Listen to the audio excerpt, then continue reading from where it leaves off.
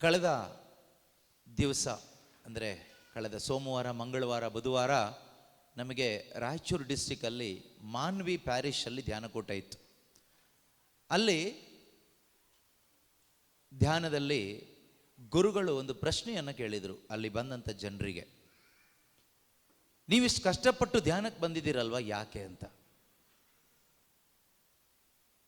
ನೀವಿಷ್ಟು ಕಷ್ಟಪಟ್ಟು ಈ 3 ದಿನ ಈ ಬಿಸಿಲಿನಲ್ಲಿ ಧ್ಯಾನ ಮಾಡಲಿಕ್ಕೋಸ್ಕರ ಬಂದಿದ್ದೀರಲ್ವಾ, ಯಾಕೆ. ತಪಸ್ಸು ಕಾಲ ಮಾಡ್ತಾ ಇದ್ದೀವಿ ನಾವೀಗ. ಪ್ರತಿ ವರ್ಷ ತಪಸ್ಸು ಕಾಲ ಇದೆ, ಲೆಂಟನ್ ಸೀಸನ್. ಯಾಕೆ ಮಾಡ್ತಾ ಇದ್ದೀವಿ ತಪಸ್ಸು ಕಾಲ? ವಿಭೂತಿ ಬುಧವಾರ ಬೂದಿ ಹಚ್ಕೊಂಡ್ವಿ. ಈಗ ಸ್ವಲ್ಪ ದಿವಸ ಆದಮೇಲೆ ಗುಡ್ ಫ್ರೈಡೇ ಬರುತ್ತೆ, ಈಸ್ಟರ್ ಹಬ್ಬ ಬರುತ್ತೆ. ಅದಾದಮೇಲೆ ಸ್ವಲ್ಪ ತಿಂಗಳಾದಮೇಲೆ ಮತ್ತೆ ಕ್ರಿಸ್ಮಸ್ ಹಬ್ಬ ಬರುತ್ತೆ. ಪ್ರತಿ ಭಾನುವಾರ ಬಲಿಪೂಜೆ ಇರುತ್ತೆ. ಮನೆಯಲ್ಲಿ ಕುಟುಂಬ ಪ್ರಾರ್ಥನೆ ಮಾಡ್ತೀರಿ, ಎಷ್ಟೋ ಪ್ರಾರ್ಥನೆಗಳನ್ನು ಮಾಡ್ತೀರಿ, ಪುಣ್ಯಕ್ಷೇತ್ರಕ್ಕೆಲ್ಲ ಹೋಗ್ತೀರಿ. ಇದೆಲ್ಲ ಮಾಡ್ತಾ ಇದ್ದೀರಲ್ವಾ, ಯಾಕೆ ಅಂತ ಕೇಳಿದರು. ಒಬ್ಬರು ಉತ್ತರ ಕೊಟ್ಟಿಲ್ಲ. ಇವತ್ತು ಅದೇ ಪ್ರಶ್ನೆ ನಿಮಗೆ ಕೇಳಿದರೆ ನೀವೇನು ಉತ್ತರ ಕೊಡ್ಬೋದು? ಮಾನಸಾಂತರ ಹೊಂದಲು, ಪಾಪಕ್ಕೆ ವಿಮುಖರಾಗಿ ದೇವರಿಗೆ ಅಭಿಮುಖರಾಗ್ಲಿಕ್ಕೆ ಇಷ್ಟೆಲ್ಲ ಮಾಡಬೇಕಾ? ಈಗ ಇಷ್ಟೆಲ್ಲ ಮಾಡಿದವರು ಎಲ್ಲರೂ ಪಾಪಕ್ಕೆ ವಿಮುಖರಾಗಿ ದೇವ್ರ ಕಡೆಗೆ ತಿರುಗಿಬಿಟ್ಟಿದ್ದಾರಾ? ಇದನ್ನೆಲ್ಲ ಮಾಡಿಬಿಟ್ಟು ಎಷ್ಟು ಜನ ದೇವ್ರ ಕಡೆಗೆ ತಿರುಗಿದ್ದಾರೆ ನಿಮಗೆ ಗೊತ್ತಿರೋ ಪ್ರಕಾರ? ನನಗೆ ಗೊತ್ತಿರೋ ಪ್ರಕಾರ ಒಬ್ಬರು ತಿರುಗಿದವ್ರು ಇಲ್ಲ ಇವತ್ತಿನ ತನಕ. ಭಾನುವಾರ ಚರ್ಚಿಗೆ ಬಂದು ಮನೆಗೆ ಹೋಗಿ ಈಸ್ಟರ್ ಮಾಡಿ ಕ್ರಿಸ್ಮಸ್ ಮಾಡಿ ಪಾಪಕ್ಕೆ ವಿಮುಖರಾಗಿ ದೇವರ ಕಡೆಗೆ ತಿರುಗಿದ್ದಾರೆ ಅಂತ ನನಗ್ಯಾರು ಗೊತ್ತಿಲ್ಲ. ನಿಮಗೆ ಯಾರಾದರೂ ಗೊತ್ತಿದ್ರೆ ಪರವಾಗಿಲ್ಲ, ಒಳ್ಳೆಯದೇ. ಮನೇಲಿ ಪ್ರಾರ್ಥನೆ ಮಾಡಿ ಬೈಬಲ್ ಓದಿ ನಾವು ಚರ್ಚಿಗೆ ಬಂದು ಕಾಣಿಕೆ ಕೊಟ್ಟು ಕ್ಯಾಂಡಲ್ ಅಂಟಿಸಿ ಹರಕೆ ಹೊತ್ಕೊಂಡು ಎಲ್ಲ ಮಾಡಿ ಪಾಪಕ್ಕೆ ವಿಮುಖರಾಗಿ ದೇವ್ರ ಕಡೆಗೆ ತಿರುಗಿ ಬದುಕ್ತಾ ಇದ್ದೀವಿ ಅಂತ ಹೇಳಿದವರು, ಆ ರೀತಿ ಬದುಕ್ತಾ ಇರೋವರು ನನ್ನ ಕಣ್ಣಿಗೆ ಒಬ್ಬರು ಬಿದ್ದಿಲ್ಲ ಇವತ್ತಿನ ತನಕ. ಅವ್ರು ಕೇಳಿದ ಪ್ರಶ್ನೆ, ಇಷ್ಟೆಲ್ಲ ಕಷ್ಟಪಟ್ಟು ಬಂದಿದ್ದೀರಿ, ಇದೆಲ್ಲ ಮಾಡ್ತಾ ಇದ್ದೀರಲ್ವಾ, ತಪಸ್ಕಾಲ ಅಂತ ಬೇರೆ ಒಂದು ಕಾಲ ಬೇರೆ ಇಟ್ಕೊಂಡಿದ್ದೀರಲ್ವಾ, ಯಾಕೆ? ಇದರಿಂದ ಏನು ಪ್ರಯೋಜನ? ಯಾವ ಉದ್ದೇಶಕ್ಕಾಗಿ ಇಟ್ಕೊಂಡಿದ್ದೀರಾ? ಯಾತಕ್ಕೋಸ್ಕರ ಚರ್ಚಿಗೆ ಬರ್ತೀರಾ? ಯಾತಕ್ಕೋಸ್ಕರ ಪ್ರಾರ್ಥನೆ ಮಾಡ್ತೀರಾ? ಯಾಕೆ ಉಪವಾಸ ಮಾಡ್ತೀರಾ? ಯಾಕೆ ವಿಭೂತಿ ಹಚ್ಕೊಳ್ತೀರಾ? ಏನು ಕಾರಣ? ಕಾರಣ ಗೊತ್ತಿಲ್ಲದೆ ಸುಮ್ಮನೆ ಮಾಡಿ ಏನಾದರೂ ಲಾಭ ಇದೆಯಾ ಕೇಳಿದರೆ ಏನೂ ಲಾಭ ಇಲ್ಲ. ಒಂದು ರೀತಿ ಅಜ್ಞಾನ, ಅವಿಶ್ವಾಸ, ಮೂಢನಂಬಿಕೆ, ಮೂರ್ಖತನ ಮಾತ್ರ ಆಗುತ್ತೆ. ಹಾಗಾಗಬಾರ್ದಾದ್ರೆ ನಮಗೆ ಗೊತ್ತಿರಬೇಕು ಯಾಕೆ, ಏನಿದರ ಅರ್ಥ, ಏನಿದರ ಮಹತ್ವ. ತಪಸ್ಸು ಕಾಲ ಅಂತ ಪ್ರತಿ ವರ್ಷ ಮಾಡ್ತೀವಲ್ವ, ಯಾಕೆ ಮಾಡಬೇಕು?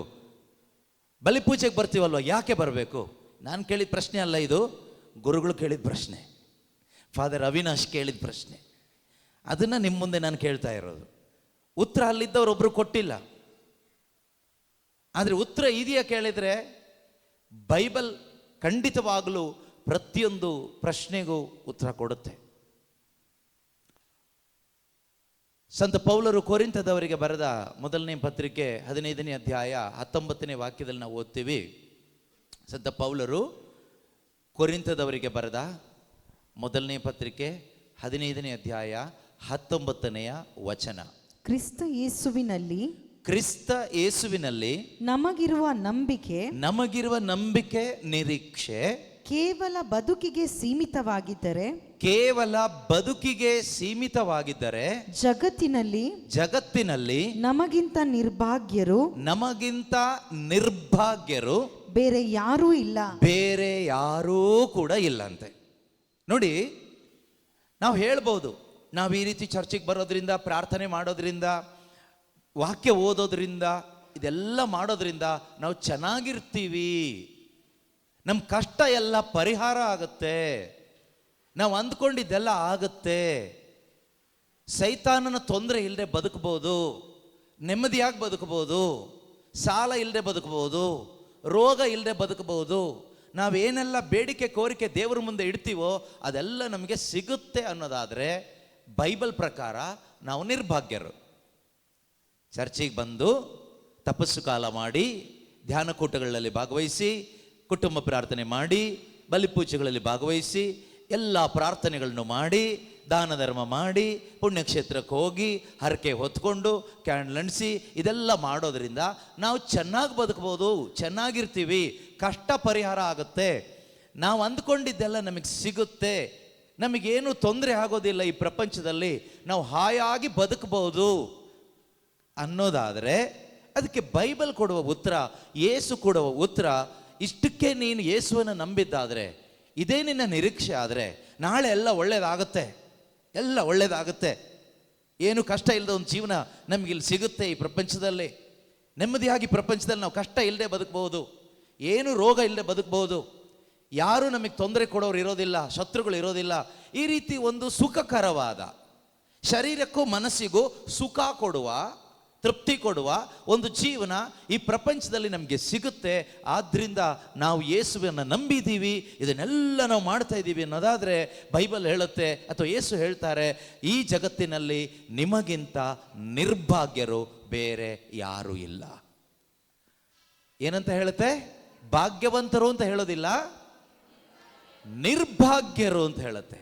ಹಾಗಾದರೆ ಇವತ್ತು ಅನೇಕ ಜನ ಧ್ಯಾನಕೂಟ, ಪ್ರಾರ್ಥನೆ ಅಂತ ಅಲ್ಲಿ ಇಲ್ಲಿ ಓಡ್ತಾ ಇದ್ದಾರಲ್ವಾ? ಬಿಡುಗಡೆಯ ಪ್ರಾರ್ಥನೆ, ಬಿಡುಗಡೆಯ ಕೂಟಗಳು, ಅದ್ಭುತದ ಕೂಟಗಳು, ಆಶೀರ್ವಾದದ ಕೂಟಗಳು, ರೋಗ ಸೌಖ್ಯ ಶುಶ್ರೂಷೆಗಳು, ಅನೇಕ ಧ್ಯಾನಗಳು, ಕೂಟಗಳು, ಪ್ರಾರ್ಥನೆಗಳು, ಕನ್ವೆನ್ಷನ್ಸ್ ಎಲ್ಲ ಪ್ರಪಂಚದಲ್ಲಿ ನಡೀತಾ ಇದೆ. ಇದರ ಹಿಂದೆ ಅನೇಕರು ಓಡ್ತಾನೆ ಇದ್ದಾರೆ. 3 ದಿವಸ ಧ್ಯಾನ, 5 ದಿವಸ ಧ್ಯಾನ, 1 ದಿವಸ ಧ್ಯಾನ, ಇದ್ರ ಹಿಂದೆ ಓಡ್ತಾನೆ ಇದ್ದಾರೆ. ಹಾಗಾದ್ರೆ ಈ ವಾಕ್ಯದ ಪ್ರಕಾರ ಅವರೆಲ್ಲ ಯಾರು? ಭಾಗ್ಯವಂತರ, ನಿರ್ಭಾಗ್ಯರ? ಈ ವಾಕ್ಯದ ಪ್ರಕಾರ ಈ ಓಟ ಓಡುವವರೆಲ್ಲ ನಿರ್ಭಾಗ್ಯರು. ಹಾಗಾದ್ರೆ ನಿರ್ಭಾಗ್ಯರಾಗ್ಲಿಕ್ಕೋಸ್ಕರನ ನಾವು ಚರ್ಚಿಗೆ ಬರೋದು? ನಿರ್ಭಾಗ್ಯರಾಗ್ಲಿಕ್ಕೋಸ್ಕರನ ನಾವು ಇದೆಲ್ಲ ಮಾಡ್ತಾ ಇರೋದು? ಎಂಥ ಒಂದು ದುರಂತ! ಆಲೋಚನೆ ಮಾಡಿ ನೋಡ್ಬೇಕು ನಾವು. ಇಷ್ಟೆಲ್ಲ ಕಷ್ಟಪಟ್ಟು ಮಾಡಿನೂ ದೇವರು ನನ್ನನ್ನು ಭಾಗ್ಯವಂತನು ಅಂತ ಹೇಳೋದಿಲ್ಲ, ಭಾಗ್ಯವಂತಳು ಅಂತ ಹೇಳೋದಿಲ್ಲ. ಜನ ಹೇಳ್ಬೋದು, ಆದರೆ ಜನ ಹೇಳಿ ಏನು ಪ್ರಯೋಜನ ಇಲ್ಲ. ಜನ ನಮ್ಮನ್ನು ಹೊಗಳಿಕ್ಕೋಸ್ಕರ ಬದುಕಿ ಏನು ಪ್ರಯೋಜನ ಇಲ್ಲ. ದೇವರು ನಮ್ಮನ್ನು ಮೆಚ್ಕೋಬೇಕು.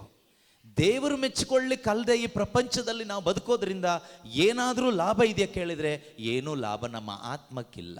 ನಮ್ಮಿಂದ ದೇವರಿಗೂ ಲಾಭ ಇಲ್ಲ, ನಮ್ಮ ಆತ್ಮಕ್ಕೂ ಕೂಡ ಏನು ಲಾಭ ಇಲ್ಲ. ಮನುಷ್ಯರು ಮೆಚ್ಚಿಸ್ಲಿಕ್ಕೋಸ್ಕರ, ಮನುಷ್ಯರಿಗೆ ಮೆಚ್ಚುಗೆ ಆಗಲಿಕ್ಕೋಸ್ಕರ ನಾವು ಬದುಕಿ ಏನು ಪ್ರಯೋಜನ ಇಲ್ಲ. ದೇವರಿಗೆ ಮೆಚ್ಚುಗೆ ಆಗಲಿಕ್ಕೋಸ್ಕರ ನಾವು ಬದುಕಬೇಕು. ಯೇಸು ಸ್ವಾಮಿ ಹೇಳ್ತಾರೆ, ಒಬ್ಬ ಯುದ್ಧಕ್ಕೆ ಹೋಗ್ತಾನೆ, ಒಬ್ಬ ರಾಜ ಯುದ್ಧದಲ್ಲಿ ಗೆದ್ದುಬಿಟ್ಟು, ರಾಜ್ಯವನ್ನೆಲ್ಲ ಗೆದ್ದುಬಿಟ್ಟು, ಎಲ್ಲ ಶತ್ರುಗಳನ್ನು ಸೋಲಿಸಿ ಇಡೀ ಪ್ರಪಂಚವನ್ನೇ ಗೆದ್ದು ಇನ್ನು ಮುಂದೆ ಪ್ರಪಂಚಕ್ಕೆ ಅವನೇ ಅಧಿಪತಿ. ಹಾಗೆ ಅವನು ಮರಳಿ ಬರುವಾಗ ಸತ್ತೋಗ್ಬಿಡ್ತಾನೆ. ಮಾರ್ಕನ ಶುಭ ಸಂದೇಶ 8ನೇ ಅಧ್ಯಾಯದಲ್ಲಿ ಯೇಸು ಸ್ವಾಮಿ ಈ ಕಥೆಯನ್ನು ಹೇಳ್ತಾರೆ. ಒಬ್ಬನು ಇಡೀ ಪ್ರಪಂಚವನ್ನೆಲ್ಲ ತನ್ನದಾಗಿಸ್ಕೊಂಡು, ನಾನು ಅದು ಗೆದ್ದೆ, ಇದು ಗೆದ್ದೆ, ಅಲ್ಲಿ ಗೆದ್ದೆ, ಇಲ್ಲಿ ಗೆದ್ದೆ, ಅಷ್ಟು ಗೆದ್ದೆ, ಇಷ್ಟು ಮಾಡಿದೆ, ಇಷ್ಟು ದುಡಿದೆ, ಇದೆಲ್ಲ ಈಗ ನಂದೇ ಪ್ರಪಂಚ.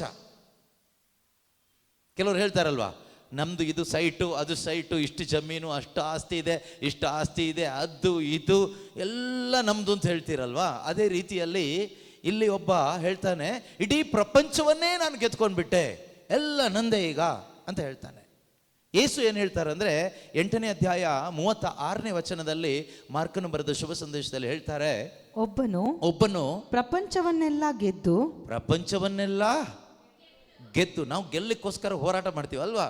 ನಾವು ಗೆಲ್ಲಬೇಕು, ನಾವು ಅವ್ರಕ್ಕಿಂತ ನಾವು ಹೆಚ್ಚು ಗೆಲ್ಲಬೇಕು, ಇವ್ರಕ್ಕಿಂತ ಹೆಚ್ಚು ನಾವು ಶ್ರೀಮಂತರಾಗಬೇಕು, ಅವ್ರ ಹಾಗೆ ನಾವು ಆಗಬೇಕು, ಇವ್ರ ಹಾಗೆ ಆಗಬೇಕು, ನಮಗೆ ಅಷ್ಟು ಬೇಕು, ಇಷ್ಟು ಬೇಕು, ಎಷ್ಟಿದ್ರೂ ತೃಪ್ತಿ ಇಲ್ಲ. ಆ ರೀತಿಯಲ್ಲಿ ನಾವು ಗೆಲ್ಲಕ್ಕೋಸ್ಕರ ಬದುಕ್ತೀವಿ. ಇಲ್ಲಿ ಯೇಸು ಒಬ್ಬನ ಬಗ್ಗೆ ಹೇಳ್ತಾ ಇದ್ದಾರೆ, ಒಬ್ಬನು ಇಡೀ ಪ್ರಪಂಚವನ್ನೇ ಗೆದ್ದು ಬಿಟ್ಟನಂತೆ. ಅವನು ಗೆದ್ದಿದ್ದು 100 ಎಕರೆ ಜಮೀನಲ್ಲ, ಒಂದು ರಾಜ್ಯ ಅಲ್ಲ, ಒಂದು ದೇಶ ಅಲ್ಲ, ಪ್ರಪಂಚನೇ ಗೆದ್ದುಬಿಟ್ಟ ಅವನು. ಇಡೀ ಪ್ರಪಂಚನೇ ಅವನದೀಗ. ಹೇಗೆ ಬೇಕಾದರೂ ಬದುಕ್ಬೋದು. ಇಡೀ ಪ್ರಪಂಚ ಅವನು ಅಂದಮೇಲೆ ಇಡೀ ಪ್ರಪಂಚದಲ್ಲಿ ಅವನು ಹೇಗೆ ಬೇಕಾದರೂ ಬದುಕ್ಬೋದು, ಎಷ್ಟು ಬೇಕಾದರೂ ಸುಖವಾಗಿ ಬದುಕ್ಬೋದು, ಏನು ಬೇಕಾದರೂ ಮಾಡ್ಬೋದು, ಯಾರೂ ಕೇಳಲ್ಲ, ಯಾರೂ ಹೇಳಲ್ಲ. ಈಗ ನಮಗಷ್ಟು ಸ್ವಾತಂತ್ರ್ಯ ಈ ಪ್ರಪಂಚದಲ್ಲಿ ಯಾರಿಗೂ ಇವತ್ತಿನ ತನಕ ಇಲ್ಲ. ನಮ್ಮ ಮನೆಗಳಲ್ಲಿ ಇರ್ಬೋದು, ನಮ್ಮ ಊರುಗಳಲ್ಲಿ ಇರ್ಬೋದು. ಆದರೆ ಇಲ್ಲಿ ಒಬ್ಬ ಪ್ರಪಂಚ ಗೆದ್ದವನೊಬ್ಬ ಇದ್ದಾನೆ. ಇಡೀ ಲೋಕವನ್ನೇ ತನ್ನ ಕೈಯಲ್ಲಿ ಹಿಡ್ಕೊಬಿಟ್ಟಿದ್ದಾನೆ ಈಗ ಗೆದ್ದು. ಅವನು ಏನು ಬೇಕಾದರೂ ಮಾಡ್ಬೋದು, ಯಾಕಂದ್ರೆ ಗೆದ್ದು ಬಿಟ್ಟಿದ್ದಾನೀಗ. ಗೆದ್ದ ಮೇಲೆ ಯಾರೂ ಅವನ್ನ ಹಾಕಿಲ್ಲ, ಕೇಳಲಿಕ್ಕೆ ಆಗೋದಿಲ್ಲ. ಇಡೀ ಪ್ರಪಂಚವನ್ನೇ ಗೆದ್ದು ಏನು ಬೇಕಾದರೂ ಮಾಡುವಂಥ ಒಂದು ಅವಸ್ಥೆಗೆ ಅವನು ಬಂದು, ಅದಾದ್ಮೇಲೆ ಯೇಸು ಹೇಳ್ತಾರೆ, ಒಬ್ಬನು ಪ್ರಪಂಚವನ್ನೇ ಗೆದ್ದು ಪ್ರಾಣವನ್ನ ಕಳೆದುಕೊಂಡ್ರೆ ಅದರಿಂದ ಬರುವ ಲಾಭವಾದರೂ ಏನು? ಅದರಿಂದ ಅವನಿಗೆ ಬರುವ ಲಾಭವಾದರೂ ಏನು? ಈ ಪ್ರಶ್ನೆ ಯೇಸು ನನಗೂ ನಿಮಗೂ ಕೇಳ್ತಾ ಇದ್ದಾರೆ. ಈ ಪ್ರಶ್ನೆ ಯೇಸು ಕ್ರಿಸ್ತರು ಇಂದು ಈ ಸಂದೇಶವನ್ನು ಯಾರೆಲ್ಲ ಆನ್ಲೈನ್ನಲ್ಲಿ ವಾಚ್ ಮಾಡ್ತಾ ಇದ್ದೀರೋ ನಿಮಗೂ ನನಗೂ ಪ್ರತಿಯೊಬ್ಬರಿಗೂ ಯೇಸು ಈ ಪ್ರಶ್ನೆಯನ್ನು ಕೇಳ್ತಾ ಇದ್ದಾರೆ. ಮಕ್ಕಳೇ, ಈ ಪ್ರಪಂಚದಲ್ಲಿ ನೀವು ದೊಡ್ಡ ದೊಡ್ಡ ಸಾಧನೆ ಮಾಡಿ ಪ್ರಪಂಚವನ್ನೇ ಗೆದ್ದು, ಪ್ರಪಂಚ ಗೆಲ್ಲಕ್ಕೂ ಅಂತ ಆಗೋದಿಲ್ಲ, ಸಣ್ಣ ಪುಟ್ಟ ಗೆಲುವುಗಳು ಮಾಡ್ಬೋದು, ಒಂದಿಷ್ಟು ಆಸ್ತಿ ಮಾಡ್ಬೋದು, ಒಂದಿಷ್ಟು ಹಣ ಮಾಡ್ಬೋದು, ಹೆಸರು ಮಾಡ್ಬೋದು, ಸ್ಥಾನಮಾನ ಪಡ್ಕೋಬೋದು, ಸುಮಾರು ಡಿಗ್ರಿಗಳೆಲ್ಲ ಪಡ್ಕೋಬೋದು, ಬಿಲ್ಡಿಂಗ್ ಎಲ್ಲ ಕಟ್ಬೋದು, ಸುಮಾರು ಜನ ನಿಮ್ಮನ್ನು ಗುರುತಿಸ್ಬೋದು ಪ್ರಪಂಚದಲ್ಲಿ. ಆದರೆ ಪ್ರಾಣ ಕಳ್ಕೊಂಡ್ರೆ, ಎಲ್ಲ ಆದ್ಮೇಲೆ ಪ್ರಾಣ ಕಳ್ಕೊಂಡ್ರೆ ಅದರಿಂದ ಬರುವ ಲಾಭ ಏನು? ಈ ಪ್ರಪಂಚದಲ್ಲಿ ಎಲ್ಲ ನೀನು ಸ್ವಂತವಾಗಿಸ್ಕೊಂಡೆ, ಆದರೆ ನಿಜವಾಗಲೂ ಏನನ್ನ ಸ್ವಂತವಾಗಿಸ್ಕೋಬೇಕು ಅದನ್ನು ಸ್ವಂತ ಆಗಿಸ್ಕೊಳ್ಳದೆ ನೀನು ಸತ್ತು ಹೋಗೋದಾದರೆ, ನೀನು ಈ ಪ್ರಪಂಚದಲ್ಲಿ ಬದುಕಿ ಪ್ರಾರ್ಥನೆ ಮಾಡಿದ್ರಿಂದ ಲಾಭ ಏನಾಯಿತು? ಧ್ಯಾನಕ್ಕೆ ಬಂದಿದ್ರಿಂದ ಲಾಭ ಏನಾಯಿತು? ಕುಟುಂಬದಲ್ಲಿ ಡೈಲಿ ಪ್ರೇಯರ್ ಮಾಡಿದೆ, ಏನಾಯಿತು ಲಾಭ? ಎಲ್ಲ ಸಂಪ್ರದಾಯಗಳನ್ನು ಸಂಸ್ಕಾರಗಳನ್ನು ಮಾಡಿದೆ, ಅಟ್ ದ ಎಂಡ್ ಒಂದಿನ ಸಾಯಲೇಬೇಕು. ಏನು ಹೊತ್ಕೊಂಡು ಹೋಗ್ತೀಯಾ? ಏನು ಲಾಭ ಆಯಿತು ನಿನಗಿದೆಲ್ಲ ಮಾಡಿದ್ರಿಂದ? ಯೋಚನೆ ಮಾಡಿ ನೋಡಬೇಕು. ಅಲ್ಲಿ ಅವನಿಗೆ ಏನೂ ಸಿಕ್ಕಿಲ್ಲ. ಈಗ ಯಾರೋ ಒಬ್ಬ ನಿಮ್ಮ ಕುಟುಂಬದಲ್ಲಿ ಅಂತ ಇಟ್ಕೊಳ್ಳಿ, ಅಥವಾ ಒಂದು ಕಥೆ ಆಗಿ ತೆಗೆದುಕೊಳ್ಳಿ. ಒಬ್ಬ ಕುಟುಂಬದವನು ಹೋಗ್ತಾನೆ, ಅಪ್ಪನೋ ಗಂಡನೋ ಅಣ್ಣನೋ ಯಾರೋ ಒಬ್ಬರು ಫಾರಿನ್ಗೆ ಹೋಗ್ತಾನೆ. ಫಾರಿನ್ಗೆ ಹೋಗಿ ದುಡಿತಾನೆ. ಅವನು ಹೋಗಿರೋ ಉದ್ದೇಶ ಏನು ಗೊತ್ತಾ? ನಾನು ಫಾರಿನಿಗೆ ಹೋಗಿ ಒಂದು 10 ವರ್ಷ ಚೆನ್ನಾಗಿ ದುಡ್ಡು ಮಾಡಿ ನಮ್ಮ ಮನೆಗೆ ಕಳಿಸ್ಕೊಟ್ಟು ಅವರು ಚೆನ್ನಾಗಿ ದೊಡ್ಡ ಮನೆ ಕಟ್ಟಬೇಕು, ಏನೆಲ್ಲ ನನ್ನ ಆಸೆ ಇದೆಯೋ ಎಲ್ಲ ತಗೋಬೇಕು. ಒಳ್ಳೆ ಕಾರ್ ತಗೋಬೇಕು, ದೊಡ್ಡ ಮನೆ ಕಟ್ಟಬೇಕು, ಆಮೇಲೆ ಒಳ್ಳೆ ವಸ್ತ್ರ ತಗೋಬೇಕು, ಆಮೇಲೆ ಮನೇಲಿರೋದು ಎಲ್ಲ ಹೊಸದೆಲ್ಲ ತಗೋಬೇಕು ಅಂತ ಆಸೆ ಪಟ್ಟು, ಅದಾದಮೇಲೆ ಅವನ ಆಸೆ ಈ ಮನೆಯಲ್ಲಿ ಬಂದು ನನ್ನ ಕುಟುಂಬದವ್ರ ಜೊತೆಯಲ್ಲಿ ನಾನು ಸಂತೋಷವಾಗಿ ಮುಂದಿನ ಒಂದು 20-30 ವರ್ಷ ಬದುಕಬೇಕು ಅಂತ ಆಸೆ ಪಟ್ಟು ಅವನು ಫಾರಿನಿಗೆ ಹೋಗ್ತಾನೆ. ಪ್ರಾರ್ಥನೆ ಮಾಡಿ ಹರಕೆ ಹೊತ್ಕೊಂಡು, ವೀಸಾ ಪಾಸ್ಪೋರ್ಟ್ ಎಲ್ಲ ಯಾರೋ ಹೇಳ್ತಾರೆ ಬಂದವರು, ನಿಮಗೆ ವೀಸಾ ರೆಡಿ ಆಗಿದೆ ಅಂತ. ಯಾರೋ ಪ್ರವಾದಿ, ಕಳ್ಳ ಪ್ರವಾದಿ, ವೀಸಾ ರೆಡಿ ಆಗಿದೆ ನಿಮ್ಮದು ಈ ಡೇಟಿಗೆ ಅಂತ. ಅವನಿಗೆ ವೀಸಾ ಬಂತು, ಎಲ್ಲ ಆಯಿತು, ಅವನಿಗೆ ಜಾಬ್ ಸಿಗುತ್ತೆ ಅಂತಲೂ ಯಾರೋ ಪ್ರವಾದನೆ ಹೇಳಿಬಿಟ್ರು. ಅವನಿಗೆ ಜಾಬು ಸಿಕ್ತು. ನಿಮ್ಗೆ ಇಷ್ಟು ಲಕ್ಷ ಸಂಬಳ ಅಂತಲೂ ಹೇಳಿಬಿಟ್ರು, ಇಂಥ ಕಂಪ್ನಿ ಅಂತಲೂ ಯಾವುದೋ ಪ್ರವಾದಿ ಹೇಳಿಬಿಟ್ಟ. ಸೋಕೆ ಅವನು ಹೋದ, ಅಂಥ ಕಂಪ್ನಿಲೇ ಸಿಕ್ತು, ಅಷ್ಟೇ ಸಂಬಳ ಸಿಕ್ತು, ಎಲ್ಲ ಸಿಕ್ತು. ಅದೇ ಪ್ರಕಾರ ಇನ್ನೊಬ್ಬ ಪ್ರವಾದಿ ಹೇಳ್ದ, ಅಲ್ಲೆಲ್ಲೋ ಸಿಕ್ಕಿದಾಗ ನಿಮ್ಗೊಂದು ದೊಡ್ಡ ಮನೆ ದೇವರು ಕೊಡ್ತಾ ಇದ್ದಾರೆ ಅಂತ, ದೊಡ್ಡ ಮನೆಯೂ ಸಿಕ್ತು. ನಿಮ್ಮ ಮನೆಗೆ ದೊಡ್ಡ ಕಾರ್, 4 ಕಾರ್ ಸಿಗ್ತಾ ಇದೆ ಅಂತ ಪ್ರವಾದನೆ ಕೊಟ್ಟ, ಅದು ಸಿಕ್ತು. ಅವ್ರು ಹೇಳಿದಾಗೆಲ್ಲ ಆಯಿತು, ಅವನು ಅಂದ್ಕೊಂಡಾಗೆಲ್ಲ ಆಯಿತು. ಒಂದು ದಿನ ಅವನು ಮರಳಿ ಬರ್ತಾನೆ, ಮನೇಲಿದ್ದವರಿಗೆಲ್ಲ ಡೇಟ್ ಕೊಡ್ತಾನೆ. ನಂದು ಟಿಕೆಟ್ ಬುಕ್ ಆಗಿದೆ, ಇಂಥ ಡೇಟ್ಗೆ ನಾನು ಇಂಥ ಟೈಮಿಗೆ ಮನೆಗೆ ಬರ್ತಾ ಇದ್ದೀನಿ ಅಂತ. ಕೆಲಸ ಮುಗಿಸಿ ಎಲ್ಲ ವಿಡಿಯೋ ಕಾಲ್ ಮಾಡಿ ಎಲ್ಲ ನೋಡ್ತಾನೆ, ಖುಷಿಪಟ್ಟು ಮನೆಗೆ ಬರ್ತಾನೆ. ಫ್ಲೈಟ್ ಇಳಿತಾನೆ, ಕಾರ್ ತೊಗೊಂಡು ಮನೆಗೆ ಬರ್ತಾನೆ. ಇನ್ನೇನು ಮನೆ ಒಳಗಡೆ ಎಂಟ್ರಿ ಆಗಬೇಕು ಅಷ್ಟೊತ್ತಿಗೆ ಹಾರ್ಟ್ ಅಟ್ಯಾಕ್ ಆಗಿ ಸತ್ತೋಗ್ಬಿಟ್ಟ. ಹಾರ್ಟ್ ಅಟ್ಯಾಕ್ ಆಗಿ ಸತ್ತೇ ಹೋಗ್ಬಿಟ್ಟ. ಈಗ ಅವನು ಹೋಗಿ ಇಷ್ಟೆಲ್ಲ ಕನಸ್ಕೊಂಡು, ಅವರೆಲ್ಲ ಪ್ರವಾದನೆ ಹೇಳಿ ಧ್ಯಾನಕ್ಕೆ ಹೋಗಿ ಹರಕೆ ಹೊತ್ಕೊಂಡು ಅವನ ಆಸೆ ಕನಸು ಎಲ್ಲ ಈಡೇರ್ತು. ಆದರೆ ಅವನು ಇದೆಲ್ಲ ಮಾಡಿದ್ದು ಮನೆಗೆ ಬಂದು ಒಂದು 25-30 ವರ್ಷ ಇದೆಲ್ಲ ಅನುಭವಿಸ್ತಾ ಸುಖವಾಗಿರಬೇಕು ಅಂತ. ಆದರೆ ಏನು ಮಾಡೋದು, ಹಾರ್ಟ್ ಅಟ್ಯಾಕ್ ಆಗಿ ಸತ್ತೇ ಹೋಗ್ಬಿಟ್ಟ. ಈಗ ನೀವು ಹೇಳಿ, ಅವನಿಗೆ ಏನು ಲಾಭ ಆಯಿತು? ಈ 10 ವರ್ಷ ಕತ್ತೆ ಥರ ಅಲ್ಲಿ ದುಡಿದ್ನಲ್ವಾ, ದುಡಿದು ಬಿಟ್ಟು ಈ ಕನಸೆಲ್ಲ ಇಟ್ಕೊಂಡು ಇಲ್ಲಿ ಬಂದು ಇನ್ನೇನು ಮನೆಗೆ ಎಂಟ್ರಿ ಆಗಬೇಕು, ಹಾರ್ಟ್ ಅಟ್ಯಾಕ್ ಆಗಿ ಹೋಗ್ಬಿಟ್ನಲ್ಲ, ಅವನಿಗೇನು ಲಾಭ ಆಯಿತು? ಅವನು ಆಸೆ ಪಟ್ಟಿದ್ದು ಮನೆ ಒಳಗಡೆ ಈ ಸುಖ ಭೋಗಗಳನ್ನು ಅನುಭವಿಸಿ ಬದುಕಬೇಕು ಅಂತ. ಅದರಿಂದ ಯೇಸು ಸ್ವಾಮಿ ಹೇಳ್ತಾರೆ, ಪ್ರೀತಿಯ ಸಹೋದರ ಸಹೋದರಿಯರೇ, ಸಂತ ಲೂಕನು ಬರೆದ ಶುಭ ಸಂದೇಶ 12ನೇ ಅಧ್ಯಾಯ 15ನೇ ವಚನದಲ್ಲಿ ಹೇಳ್ತಾರೆ, ಎಚ್ಚರಿಕೆ, ಬಿ ಕೇರ್ಫುಲ್. ಎಚ್ಚರವಾಗಿರಿ ಅಂತ ಹೇಳ್ತಾರೆ. ಯಾರಿಗೆ? ನನಗೂ ನಿಮಗೂ, ಪ್ರತಿಯೊಬ್ಬರಿಗೂ ಕೂಡ ಯೇಸು ಹೇಳುವಂತ ಮಾತು ಎಚ್ಚರಿಕೆ. ಅನಂತರ ಜನರನ್ನುದ್ದೇಶಿಸಿ, ಜನರನ್ನು ಅಂದ್ರೆ ಇವತ್ತು ನಾವೇ ಜನರು, ಯೇಸು ಸ್ವಾಮಿಗೆ ಸಿಕ್ಕಿರೋ ಜನರು ನಾವೇ. ನನ್ನನ್ನು ನಿಮ್ಮನ್ನು ಉದ್ದೇಶಿಸಿ ಯೇಸು ಹೇಳ್ತಾ ಇದ್ದಾರೆ ಎಚ್ಚರಿಕೆ. ಎಚ್ಚರಿಕೆ ಏನು? ಪಕ್ಕದವ್ರಿಗೆ ಹೇಳಿ ನೋಡೋಣ, ಎಚ್ಚರಿಕೆ. ಬೈಬೇಡಿ, ಎಚ್ಚರಿಕೆ, ಎಚ್ಚರಿಕೆ, ಎಚ್ಚರಿಕೆ. ಅವರಿಗೆ ಹೇಳಿ, ಬಾಬಾ ಹುಡುಕ್ತಾ ಇದ್ದಾರೆ ಏನು, ಎಚ್ಚರ ಕೊಡಿ ಅವರಿಗೆ, ಎಚ್ಚರ ಕೂತ್ಕೊಳ್ಳಿ. ಎಚ್ಚರಿಕೆ. ಓಕೆ. ಎಚ್ಚರಿಕೆ. ಯಾವ ವಿಧವಾದ ಲೋಭಕ್ಕೂ, ಯಾವ ವಿಧವಾದ ಲೋಭ, ಗ್ರೀಡ್, ದುರಿಚ್ಛೆ, ದುರಾಸೆ, ಯಾವ ವಿಧವಾದ ಲೋಭಕ್ಕೂ ಆಸೆಗೂ ಒಳಗಾಗದಂತೆ ಜಾಗರೂಕರಾಗಿರಿ. ಯಾಕೆಂದ್ರೆ ಮನುಷ್ಯನ ಶರೀರಕ್ಕೊಂದು ಸ್ವಭಾವ ಇದೆ, ಏನು ಗೊತ್ತಾ? ಅದು ದುರಿಚ್ಛೆ. ಮನುಷ್ಯನ, ಪ್ರತಿಯೊಬ್ಬ ಮನುಷ್ಯನ, ನನ್ನ ನಿಮ್ಮ ಶರೀರದ ಆಸೆ ಏನು ಗೊತ್ತಾ? ಎಷ್ಟಿದ್ರೂ ತೃಪ್ತಿ ಪಡ. ನೀವು ಎಷ್ಟೇ ತಿನ್ನಿ, ಎಷ್ಟೇ ಕುಡೀರಿ, ಎಷ್ಟೇ ಉಟ್ಕೊಳ್ಳಿ, ಏನೆಲ್ಲ ಇದ್ರು, ಯಾರೆಲ್ಲ ಇದ್ರು, ಎಷ್ಟೆಲ್ಲ ಇದ್ರು, ಈ ಶರೀರಕ್ಕೆ ತೃಪ್ತಿ ಇಲ್ಲ, ತೃಪ್ತಿಪಡಿಸಕ್ಕೆ ಆಗೋದು ಇಲ್ಲ. ಆದರೆ ಇಡೀ ಜೀವನ ನಮ್ದು ಈ ಶರೀರನ ತೃಪ್ತಿಪಡಿಸೋದು, ಮನಸ್ಸನ್ನು ತೃಪ್ತಿಪಡಿಸೋದು. ಎಂಥ ಹೊಲಸು ಜೀವನ ಅಲ್ಲ? ಯೇಸು ಸ್ವಾಮಿ ಹೇಳ್ತಾರೆ, ಒಬ್ಬನಿಗೆ ಎಷ್ಟೇ ಏಕೆಂದರೆ ಎಚ್ಚರವಾಗಿರಿ, ಯಾವ ವಿಧವಾದ ಲೋಭಕ್ಕೂ ಒಳಗಾಗದಂತೆ, ಯಾವ ವಿಧವಾದ ಲೋಭ, ದುರಿಚ್ಛೆಗೂ ಒಳಗಾಗದಂತೆ ಜಾಗರೂಕರಾಗಿರಿ. ಯಾರು ಜಾಗರೂಕರಾಗಿರ್ಬೇಕು? ನಾವು ಜಾಗರೂಕರಾಗಿರ್ಬೇಕು. ಏಕೆಂದರೆ ಒಬ್ಬನಿಗೆ ಎಷ್ಟೇ ಸಿರಿ ಸಂಪತ್ತಿರಲಿ, ಒಬ್ಬಳಿಗೆ ಎಷ್ಟೇ ಸಿರಿ ಸಂಪತ್ತು, ಆಸ್ತಿ ಪಾಸ್ತಿ, ಸ್ಥಾನ ಮಾನ ಮರ್ಯಾದೆ ಏನೆಲ್ಲ ಇದ್ರೂ ಅವನ ನಿಜವಾದ ಜೀವನ, ಅವಳ ನಿಜವಾದ ಜೀವನ ಅದನ್ನು ಅವಲಂಬಿಸಿ ಇಲ್ಲ.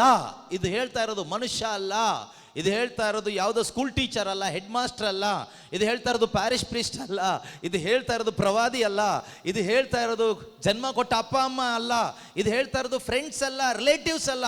ಇದನ್ನು ಹೇಳ್ತಾ ಇರೋದು ನನ್ನನ್ನು ನಿನ್ನನ್ನು ಪ್ರಪಂಚವನ್ನು ಸೃಷ್ಟಿ ಮಾಡಿದ, ರಕ್ಷಿಸಿದ ರಕ್ಷಕನಾದ ದೇವರ ಪುತ್ರ ಯೇಸು ಕ್ರಿಸ್ತರು ಹೇಳ್ತಾ ಇದ್ದಾರೆ, ಮಗನೇ ಮಗಳೇ, ನಿನ್ನ ನಿಜವಾದ ಜೀವನ ನಿನ್ನ ಹಣವನ್ನು ಡಿಪೆಂಡ್ ಆಗಿಲ್ಲ, ನಿನ್ನ ನಿಜವಾದ ಜೀವನ ನಿನ್ನ ವಿದ್ಯಾಭ್ಯಾಸವನ್ನು ಡಿಪೆಂಡ್ ಆಗಿಲ್ಲ, ನಿನಗೆಷ್ಟೇ ಆಸ್ತಿ ಇರಲಿ, ನಿನ್ನ ನಿಜವಾದ ಲೈಫ್ ಅದನ್ನು ಡಿಪೆಂಡ್ ಆಗಿ ಇಲ್ಲ. ಆದ್ರಿಂದ ಆಸ್ತಿ ಮಾಡಲಿಕ್ಕೆ ಟೆನ್ಷನ್ ಮಾಡ್ಕೋಬೇಡ, ದೊಡ್ಡ ಸ್ಥಾನಮಾನ ಪಡ್ಕೊಳ್ಳಲಿಕ್ಕೆ ಟೆನ್ಷನ್ ಮಾಡ್ಕೋಬೇಡ, ಸಂಪಾದನೆ ಮಾಡಲಿಕ್ಕೆ ಟೆನ್ಷನ್ ಮಾಡ್ಕೋಬೇಡ, ಇನ್ನು ಒಂದಿಷ್ಟು ಕೂಡಿಸಿಟ್ಕೊಂಡ್ರೆ ಚೆನ್ನಾಗಿರುತ್ತೆ ಫ್ಯೂಚರ್ ಅಂತ ಟೆನ್ಷನ್ ಮಾಡ್ಕೋಬೇಡ. ಕೊರೋನಾ ವೈರಸ್ ಪಾಠ ಕಲಿಸಿದೆ. ಸುಮಾರು ಜನ ಕೂಡಿಸಿಟ್ಕೊಂಡ್ರು, ಏನೆಲ್ಲ ಮಾಡಿದ್ರು, ಆದರೆ ಹೊತ್ಕೊಂಡು ಹೋಗಿಲ್ಲ. ನಾನು ಕೇಳಿಸ್ಕೊಂಡೆ ನ್ಯೂಸಲ್ಲಿ, ಒಂದು ಸಹೋದರಿ ಹೇಳ್ತಾ ಇದ್ರು, ನಮ್ಮ ಹತ್ರ ಕೋಟಿಗಳಿದೆ, ಎಷ್ಟೋ ಕೋಟಿಗಳು ನಮ್ಮ ಹತ್ರ ಇದೆ, ಆದರೆ ನಮಗೆ ನಮ್ಮ ಅಣ್ಣನ ಉಳಿಸ್ಕೊಳ್ಳಿಕ್ಕಾಗಿಲ್ಲ, ಅಪ್ಪನ ಉಳಿಸ್ಕೊಳ್ಳಿಕ್ಕಾಗಿಲ್ಲ ಅಂತ ಹೇಳಿದಂಥ ಎಷ್ಟೋ ಜನರನ್ನ ನಾವು ನೋಡಿದ್ವಿ. ಅವ್ರು ವಾರ್ನಿಂಗ್ ಕೂಡ ಕೊಟ್ಟರು, ಕ್ರೈಸ್ತರಲ್ಲದೆ ಇದ್ರು. ಅವ್ರು ಹೇಳಿದರು, ದುಡ್ಡಿಂದ ಏನು ಪ್ರಯೋಜನ ಇಲ್ಲ ಅನ್ನೋದು ನಮಗೀಗ ಅರ್ಥ ಆಯಿತು. ಎಷ್ಟು ಸಂಪಾದನೆ ಮಾಡಿದ್ರು, ಎಷ್ಟು ಕೂಡಿಸಿಟ್ಕೊಂಡ್ರು, ಮರಣ ಬಂದ್ಬಿಟ್ರೆ ಏನು ಪ್ರಯೋಜನ ಇಲ್ಲ ಅಂತ ಈಗ ಗೊತ್ತಾಯಿತು. ಕೊರೋನಾ ಬಂದಾಗ ಎಷ್ಟು ದುಡ್ಡಿದ್ರೂ ಕೂಡ ಪ್ರಾಣ ಉಳಿಸ್ಕೊಳ್ಳಿಕ್ಕೆ ಅನೇಕರಿಗೆ ಆಗಲಿಲ್ಲ. ದೇವರ ಕರುಣೆಯಿಂದ ಅನೇಕರು ಪ್ರಾಣ ಉಳಿಸ್ಕೊಂಡ್ರು. ಆದರೂ ಕೂಡ ಮನುಷ್ಯನಿಗೆ ಬುದ್ಧಿ ಬರ್ತಾ ಇಲ್ಲ. ಅಂದರೆ ಮನುಷ್ಯನ ಶರೀರದ ಸ್ವಭಾವ ಇದೆಯಲ್ವಾ, ಇದು ಯಾವತ್ತಿದ್ರೂ ಲೋಕದ ಹಿಂದೆನೇ ಬಿದ್ದಿರುತ್ತೆ. ಈ ಶರೀರದ ಸ್ವಭಾವ ಅಂದರೆ ಯಾವತ್ತೂ ಇದು ಲೋಕದ ಹಿಂದೆನೇ ಇರುತ್ತೆ. ಇದು ಯಾವತ್ತೂ ದುರಿಚ್ಛೆ ಪಡ್ತಾನೆ ಇರುತ್ತೆ, ಇದಕ್ಕೆ ತೃಪ್ತಿಪಡಿಸ್ಲಿಕ್ಕೆ ಆಗೋದಿಲ್ಲ. ಈ ಶರೀರದ ಮನಸ್ಸಿನ ಇಚ್ಛೆಯನ್ನು ಈಡೇರಿಸ್ಕೊಳ್ಳಿಕ್ಕೆ ಧ್ಯಾನ ಕೂಟಕ್ಕೆ ಓಡುವ ಒಂದಿಷ್ಟು ಹುಚ್ಚು ಕೂಟಗಳಿದ್ದಾರೆ, ಒಂದಿಷ್ಟು ಜನರು. ಅವರಿಗೆ ಈ ಶರೀರದ ಈ ಇಚ್ಛೆ ಈಡೇರಬೇಕು. ಶರೀರದ ಮನಸ್ಸಿನ ಆಸೆಗಳು, ಇಚ್ಛೆಗಳು ಈಡೇರಿಸ್ಕೊಳ್ಳಿಕ್ಕೆ ಆ ಬ್ರದರ್ ಹತ್ರ ಹೋಗಿ ಪ್ರಾರ್ಥನೆ ಮಾಡಿದರೆ ಒಳ್ಳೇದಾಗುತ್ತೆ. ಈ ಬ್ರದರ್ ಬಂದು ತಲೆ ಮೇಲೆ ಕೈ ಇಟ್ಬಿಟ್ರೆ ಬ್ಲೆಸ್ಸಿಂಗ್ ಹಿಂಗೆ ಮೇಲಿಂದ ಉದುರಿ ಬಂದ್ಬಿಡುತ್ತೆ. ಅಲ್ಲಿ ಧ್ಯಾನಕ್ಕೆ ಹೋಗಿ 3 ದಿನ ಕುತ್ಕೊಂಡು ಪ್ರಾರ್ಥನೆ ಮಾಡಿದ್ರೆ ನಾವು ಅಂದ್ಕೊಂಡಿದ್ದೆಲ್ಲ ಆಗುತ್ತಂತೆ. ಒಂದು ರೀತಿ ಮಾಟ ಮಂತ್ರದ ಥರ. ಈ ಅಂದ್ಕೊಂಡಿದ್ದೆಲ್ಲ ಮಾಡಿಕೊಡೋನು ಯಾರು? ಪಿಶಾಚಿ. ನಾನು ಅಂದ್ಕೊಂಡಿದ್ದೆಲ್ಲ ಮಾಡಿಕೊಡೋನು ಪಿಶಾಚಿ, ನೀವು ಅಂದ್ಕೊಂಡಿದ್ದೆಲ್ಲ ಮಾಡಿಕೊಡೋನು ಪಿಶಾಚಿ. ದೇವರು ನಾನು ನೀವು ಅಂದ್ಕೊಂಡಿದ್ದೆಲ್ಲ ಮಾಡೋದು. ದೇವರು ಮಾಡೋದು ಅವ್ರು ಏನು ಅಂದ್ಕೊಂಡಿದ್ದಾರೋ ಅದೇ ಮಾಡೋದು ದೇವರು. ಆದರೆ ಪ್ರೀತಿಯ ಸಹೋದರ ಸಹೋದರಿಯರೇ, ಬೈಬಲ್ ಹೇಳುತ್ತೆ, ಒಬ್ಬನಿಗೆ ಒಬ್ಬಳಿಗೆ ಎಷ್ಟೇ ಸಿರಿ ಸಂಪತ್ತಿರಲಿ, ಅವನ ನಿಜವಾದ ಜೀವನ ಅದನ್ನು ಅವಲಂಬಿಸಿ ಇಲ್ಲ. ಈ ಸತ್ಯ ನಮ್ಮ ಹೃದಯದೊಳಗಡೆ ಹೋಗಬೇಕು. ಈ ಸತ್ಯದ ಅರಿವು ನಮಗಾಗಬೇಕು. ಆಗ ನಾವು ಹಣದ ಹಿಂದೆ ಹೋಗೋದು, ಹಣಕ್ಕೋಸ್ಕರ ಯೇಸುವಿನ ಹಿಂದೆ ಹೋಗೋದು, ಶರೀರದ ಮನಸ್ಸಿನ ಇಚ್ಛೆಯನ್ನು ಈಡೇರಿಸ್ಕೊಳ್ಳಿಕ್ಕೋಸ್ಕರ ಧ್ಯಾನಕೂಟಗಳಿಗೆ ಹೋಗೋದು, ಬ್ರದರ್ಸ್ಗಳ ಹಿಂದೆ ಸುತ್ತೋದು, ಈ ರೀತಿಯ ಈ ಸ್ಪಿರಿಚುವಲ್ ವಿಚ್ ಕ್ರಾಫ್ಟ್, ಈ ರೀತಿ ಒಂದು ಆಧ್ಯಾತ್ಮಿಕ ಮಾಟಮಂತ್ರದ ಶೈಲಿಯ ಜೀವನವನ್ನು ಬಿಟ್ಟು ನಾವು ನಿಜವಾಗಲೂ ಏನು ಮಾಡ್ತೀವಿ ಗೊತ್ತಾ? ಯೇಸು ಸ್ವಾಮಿ ಹೇಳಿದ ಹಾಗೆ, ಮೊದಲು ದೇವರ ರಾಜ್ಯಕ್ಕಾಗಿಯೂ ಅವರ ನೀತಿಗಾಗಿಯೂ ಹುಡುಕ್ತೀವಿ. ಒಬ್ಬ ನಿಜವಾದ ಕ್ರೈಸ್ತ ವಿಶ್ವಾಸಿ ಹುಡುಕಬೇಕಾಗಿರೋದು ಏನು ಕೇಳಿದರೆ, ಆಸ್ತಿ ಅಂತಸ್ತು ಅಲ್ಲ, ಸುಖ ಅಲ್ಲ. ಒಬ್ಬ ನಿಜವಾದ ದೇವರ ಮಗ, ಒಬ್ಬ ನಿಜವಾದ ದೇವರ ಮಗಳು ನೀನಾಗಿದ್ರೆ, ನಿಜವಾದ ದೇವರ ಮಗನು, ನಿಜವಾದ ದೇವರ ಮಗಳು, ನಿಜವಾದ ಕ್ರೈಸ್ತ ವಿಶ್ವಾಸಿ ನೀನಾಗಿದ್ರೆ, ನೀನು ಮೊದಲು ಹುಡುಕೋದು ಹಣ ಅಲ್ಲ, ಆಸ್ತಿ ಅಲ್ಲ, ಅಂತಸ್ತಲ್ಲ, ಅಧಿಕಾರ ಅಲ್ಲ, ಸೌಖ್ಯ ಅಲ್ಲ, ಅದ್ಭುತ ಅಲ್ಲ, ಬಿಡುಗಡೆ ಅಲ್ಲ, ಯಾವುದೂ ಅಲ್ಲ. ಮೊದಲು ದೇವರ ರಾಜ್ಯ ಹುಡುಕ್ತೀಯ, ದೇವರ ನೀತಿಯನ್ನು ಹುಡುಕ್ತೀಯ. You will seek first the kingdom of God and the righteousness of God. ಇವತ್ತು ಇದನ್ನು ಎಷ್ಟು ಜನ ಹುಡುಕೊಂಡಿಲ್ಲಿ ಬಂದಿದ್ದೀರಿ? ಕೈ ಎತ್ತೋದು ಬೇಡ, ಯಾರು ಕೈ ಎತ್ತೋದು ಬೇಡ, ಯೂಟ್ಯೂಬಲ್ಲಿರೋರು ಕೈ ಎತ್ತಬೇಡಿ. ಇದನ್ನು ಎಷ್ಟು ಜನ ಹುಡ್ಕೊಂಡು ಧ್ಯಾನಕ್ಕೆ ಹೋಗ್ತಾ ಇದ್ದೀವಿ? ಇದಕ್ಕೋಸ್ಕರ ಅಂತ ಎಷ್ಟು ಜನ ಕ್ರೈಸ್ತ ವಿಶ್ವಾಸಿಗಳು ಪ್ರಾರ್ಥನೆಗೆ, ಧ್ಯಾನಕ್ಕೆ ಬರ್ತಾ ಇದ್ದೀವಿ, ಚರ್ಚಿಗೆ ಬರ್ತಾ ಇದ್ದೀವಿ? ನನಗೆ ದೇವರ ರಾಜ್ಯ ಹುಡುಕಬೇಕು, ನನಗೆ ದೇವರ ನೀತಿಯನ್ನು ಹುಡುಕಬೇಕು. ಇದನ್ನು ಹುಡುಕದೆ ನಾವು ಬೇರೆ ಯಾರನ್ನು ಹುಡುಕೊಂಡು ಹೋದರೂ, ಏನೆಲ್ಲ ಹುಡುಕೊಂಡು ಹೋದರೂ ನಮ್ಮ ಜೀವನಕ್ಕೆ ಬೆಲೆ ಇರೋದಿಲ್ಲ. ನಮ್ಮ ಜೀವನಕ್ಕೆ ಏನು ಕೂಡ ಬೆಲೆ ಇರೋದಿಲ್ಲ. ಪ್ರೀತಿಯ ಸಹೋದರ ಸಹೋದರಿಯರೇ, ಇವತ್ತು ಕ್ರೈಸ್ತರಾದ ನಾವು ಬೆಲೆ ಇಲ್ಲದ ಒಂದು ಜೀವನವನ್ನು ಅನೇಕರು ಬದುಕ್ತಾ ಇದ್ದೀವಿ. ಬೆಲೆ ಇಲ್ಲ ಅಂದರೆ ನಾವು ಏನೋ ಹುಡುಕ್ತಾ ಇದ್ದೀವಿ ಲೋಕದಲ್ಲಿ. ಆದರೆ ನಿಜವಾಗಲೂ ಯೇಸು ಕ್ರಿಸ್ತರು ನಮಗೆ ಹುಡುಕ್ಲಿಕ್ಕೆ ಹೇಳಿರೋದೇನು? ನೀನು ಮೊದಲು ದೇವರ ರಾಜ್ಯವನ್ನು ಹುಡುಕು, ದೇವರ ಸತ್ಸಂಬಂಧವನ್ನು ಹುಡುಕು. ಇದೇ ಮೊದಲನೇದಾಗಿ ನಮಗೆ ಬೇಕಾಗಿರೋದು. ಪ್ರೀತಿಯ ಸಹೋದರ ಸಹೋದರಿಯರೇ, ಇವತ್ತು ಎಷ್ಟೋ ಜನ ಧ್ಯಾನಕ್ಕೆ ಹೋಗ್ತಾರೆ, ಏನು ಹುಡುಕ್ತಾರೆ ಗೊತ್ತಾ? ಒಳ್ಳೆ ಜಾಬ್ ಬೇಕು, ಜಾಬ್ ಹುಡುಕೊಂಡು ಧ್ಯಾನಕ್ಕೆ ಹೋಗೋರಿದ್ದಾರೆ. ಇದಾರಾ? ನಾನು ಡಿವೈನ್ ಧ್ಯಾನ ಕೇಂದ್ರದಲ್ಲಿ ಇರುವಾಗ ಅನೇಕರು ಬಂದು ಹೇಳ್ತಾ ಇದ್ರು, ಬ್ರದರ್ ಧ್ಯಾನಕ್ಕೆ 2 ವರ್ಷದ ಹಿಂದೆ ಬಂದಿದ್ದೆ, ಆಗ ಒಂದು ಒಳ್ಳೆ ಜಾಬ್ ಬೇಕು ಅಂತ ಹುಡ್ಕೊಂಡು ಬಂದಿದ್ದೆ, ದೇವರು ನನಗೆ ಜಾಬ್ ಕೊಟ್ಬಿಟ್ರು. ಮತ್ತು ಈ 2 ವರ್ಷ ಬಿಟ್ಟು ಈಗೇನು ಹುಡ್ಕೊಂಡು ಬಂದಿದ್ಯಪ್ಪ ಕೇಳಿದರೆ, ಜಾಬ್ ಸಿಕ್ತು, ಈಗ ಮದುವೆ ಆಗಬೇಕು, ಒಂದು ಹುಡುಗಿ ಸಿಗಬೇಕು, ಅದಕ್ಕೆ ಹುಡುಗಿನ ಹುಡುಕ್ತಾ ಇದ್ದೀವಿ, ಸಿಗ್ತಾ ಇಲ್ಲ, ಅದಕ್ಕೆ ಧ್ಯಾನಕ್ಕೆ ಬಂದಿದ್ದೀವಿ, ಪ್ರಾರ್ಥನೆ ಮಾಡಿ ಒಳ್ಳೆ ಹುಡುಗಿ ಸಿಗಲಿ ಅಂತ. ಎಂಥ ಮೂರ್ಖತನ! ಇದಕ್ಕಾಗಿ ಪ್ರಾರ್ಥನೆ ಮಾಡುವ ಒಂದಿಷ್ಟು ಗ್ರೂಪುಗಳು. ಪ್ರೀತಿಯ ಸಹೋದರ ಸಹೋದರಿಯರೇ, ಎಷ್ಟೊಂದು ಮೂರ್ಖತನ! ಕ್ರೈಸ್ತ ವಿಶ್ವಾಸಿಗಳ ಬಗ್ಗೆ ನಾನು ಹೇಳ್ತಾ ಇರೋದು. ಅನ್ಯರು ಹುಡುಕ್ತಾರೆ, ಪಾಪ ಅವ್ರಿಗೆ ಗೊತ್ತಿಲ್ಲ ಏನು ಹುಡುಕಬೇಕು ಅಂತ. ಕ್ರೈಸ್ತ ವಿಶ್ವಾಸಿಗಳಾದ ನಾವಿವತ್ತು ಹುಡುಕ್ತಾ ಇರೋದೇನು ಗೊತ್ತಾ? ಒಳ್ಳೆ ಜಾಬ್ ಬೇಕು, ಅದಕ್ಕೆ ಪ್ರೇಯರ್ಗೆ ಹೋಗ್ತಾ ಇದ್ದೀವಿ, ಹರಕೆ ಹೊತ್ಕೊಳ್ತಾ ಇದ್ದೀವಿ. ಒಳ್ಳೆ ಮನೆ ಹುಡುಕ್ತಾ ಇದ್ದೀವಿ, ಸೈಟ್ ಹುಡುಕ್ತಾ ಇದ್ದೀವಿ, ಸಿಗ್ತಾ ಇಲ್ಲ, ಪ್ರೇಯರ್ ಮಾಡ್ಕೊಳ್ಳಿ. ಇದೆಲ್ಲ ಒಂದು ರೀತಿ ವಿಶ್ವಾಸಿಗಳಲ್ಲ ಇವರಲ್ಲ. ಇವರು ವಿಶ್ವಾಸಕ್ಕೆ ಬರಬೇಕಷ್ಟೇನೆ. ವಿಶ್ವಾಸಿ ಆದವನು ಮನೆ ಹುಡುಕಲ್ಲ, ವಿಶ್ವಾಸಿ ಆದವನು ಜಾಬ್ ಹುಡುಕಲ್ಲ, ಕಷ್ಟಪಟ್ಟು ಹುಡುಕ್ತಾನೆ, ಅವನು ಕೆಲಸ ಮಾಡ್ತಾನೆ. ಆದರೆ ಅವನದೊಂದು ದುರಿಚ್ಛೆ ಇರುತ್ತಲ್ವ, ಇಂಥ ಜಾಬೇ ಬೇಕು, ಇಷ್ಟು ಸಂಬಳನೇ ಬೇಕು, ಫಾರಿನ್ಗೆ ಹೋಗಬೇಕು, ಹೆಚ್ಚು ಸಂಪಾದನೆ ಬೇಕು. ಇದು ದುರುದ್ದೇಶ. ಈ ದುರುದ್ದೇಶ ಬಿಟ್ಟು, ಲಸ್ಟ್, ದುರಿಚ್ಛೆ ಬಿಟ್ಟು ಕೆಲಸ ಮಾಡೋದಾದರೆ ಕೂಲಿ ಕೆಲಸ ಎಲ್ಲೂ ಮಾಡ್ಬೋದು, ಕೂಲಿ ಕೆಲಸ ಮಾಡ್ಬೋದು, ಬೇಕಾದಷ್ಟು ಕೆಲಸ ಇದೆ. ಆದರೆ ಇದು ಹಾಗಲ್ಲ, ದುರಿಚ್ಛೆ. ನಮಗೆ ದೊಡ್ಡ ಮನೆ ಕಟ್ಟಬೇಕು, ನಮಗೆ ಸುಖವಾಗಿ ಬದುಕಬೇಕು, ಅದಕ್ಕೆ ಇಂಡಿಯಾದಲ್ಲಿ ಕೆಲಸ ಮಾಡಿದರೆ ಸಂಬಳ ಕಡಿಮೆ, ಫಾರಿನ್ಗೆ ಹೋಗಬೇಕು, ವೀಸಾ ಆಗಬೇಕು. ಅದರಿಂದ ಏನು ಮಾಡಬೇಕು? ಅದರಿಂದ ನಾವು ಜಾಬ್ ಹುಡ್ಕೊಳಕ್ಕೆ ಬಂದಿದ್ದೀವಿ ಧ್ಯಾನಕ್ಕೆ. ಈ ವೀಸಾ ಎಲ್ಲ ಆಗಬೇಕಾದ್ರೆ ಎಲ್ಲಿ ಹೋಗಬೇಕು? ಅದಕ್ಕೆ ಸಂಬಂಧಪಟ್ಟ ಸ್ಥಳಕ್ಕೆ ಹೋಗ್ಬೇಕಲ್ವಾ? ಆದರೆ ಧ್ಯಾನ ಕೇಂದ್ರಕ್ಕೆ ಬರೋದು ಇವತ್ತು ವೀಸಾ ಹುಡುಕೊಂಡು, ಜೀವನ ಸಂಗಾತಿ ಹುಡುಕೊಂಡು, ಸೈಟ್ ಹುಡುಕೊಂಡು, ಮನೆ ಹುಡುಕೊಂಡು, ಈ ರೀತಿ ಲೌಕಿಕವಾದ ಎಲ್ಲವನ್ನು ಹುಡ್ಕೊಂಡು ಬರ್ತಾ ಇದ್ದೀವಿ. ಆದರೆ ಯೇಸು ಹೇಳ್ತಾರೆ, ನೀನು ಮೊದಲು ದೇವರನ್ನು ಹುಡುಕೋ, ನೀನು ಮೊದಲು ರಕ್ಷಣೆ ಹುಡುಕೋ, ನೀನು ಮೊದಲು ನಿನ್ನ ರಕ್ಷಕನಾದ ದೇವರು ಯಾರು ಅಂತ ಹುಡುಕಿ ಕಂಡ್ಕೋ. ಇದು ಕಂಡ್ಕೊಂಡ್ರೆ ಮಾತ್ರನೇ ನಿನ್ನ ನಿಜವಾದ ಜೀವನ ಅನುಭವಿಸ್ಲಿಕ್ಕಾಗೋದು. ನಿನ್ನ ಜೀವನ ಸಾರ್ಥಕ ಆಗೋದು ಮಗನೇ ಮಗಳೇ ಈ ಲೋಕದಲ್ಲಿ ನಿನ್ನ ರಕ್ಷಕನನ್ನು ಕಂಡುಕೊಂಡಾಗ ಮಾತ್ರನೇ, ಯೇಸುವನ್ನು ಕಂಡುಕೊಂಡಾಗ ಮಾತ್ರನೇ. ನನಗೆ ಯೇಸು ಸಿಕ್ಕಿದ್ರು ಅಂತ ಹೇಳಬೇಕು. ಯಾರು ಸಿಕ್ಕಿದ್ರು ಅಂತ ಹೇಳಬೇಕು? ಯಾರು ಸಿಕ್ಕಿದ್ರು ಅಂತ ಹೇಳಬೇಕು? ಯಾರು ಸಿಕ್ಕಿದ್ರು ಅಂತ ಹೇಳಬೇಕು? ಯೇಸು ಸಿಗುವ ತನಕ ನಮ್ಮ ಜೀವನ ನಾಶನೇ. ಯೇಸು ಸಿಕ್ಕಿದ ನಂತರನೇ ನಮ್ಮ ಜೀವನ ನಿಜವಾಗಲೂ ಬೆಳಕಾಗೋದು, ನಿಜವಾಗಲೂ ಉಪ್ಪಾಗೋದು. ಅಲ್ಲಿವರೆಗೂ ನಮ್ಮ ಜೀವನ ಶಾಪಗ್ರಸ್ತ ಜೀವನನೇ. ನಮ್ಮ ಜೀವನಕ್ಕೆ, ನಮ್ಮ ಹೃದಯದಲ್ಲಿ ಯೇಸುವನ್ನು ನಮಗೆ ಕಂಡುಕೊಳ್ಳಲಿಕ್ಕಾಗಬೇಕು. ಈ ಪ್ರಪಂಚದಲ್ಲಿ ನಿಮ್ಗೆ ಒಳ್ಳೆ ಜಾಬ್ ಸಿಕ್ಕಿ ಪ್ರಯೋಜನ ಇಲ್ಲ. ಜಾಬ್ಗಾಗಿ ಯೇಸುವನ್ನು ಹುಡುಕಿ ಏನು ಪ್ರಯೋಜನ ಇಲ್ಲ. ಜಾಬ್ ಸಿಗಬಹುದು, ಹೊಸ ಒಂದು ಮನೆ ಸಿಗಲಿ ಅಂತ ಯೇಸುನ ಹುಡ್ಕೊಂಡೋಗಿ ಏನು ಪ್ರಯೋಜನ ಇಲ್ಲ. ಹೊಸ ಮನೆ ಸಿಗಬಹುದು, ಒಳ್ಳೆ ಹೆಂಡತಿ ಸಿಗಲಿ, ಗಂಡ ಸಿಗಲಿ ಅಂತ ಹೇಳಿಬಿಟ್ಟು ಯೇಸು ಕ್ರಿಸ್ತನ ಹಿಂದೆ ಹೋಗಿ ಒಳ್ಳೆ ಹೆಂಡತಿ ಗಂಡ ಸಿಕ್ಕಿದ್ರು ನಿನ್ನ ಜೀವನ ಆಶೀರ್ವಾದ ಆಗೋದಿಲ್ಲ ಸಹೋದರ ಸಹೋದರಿ.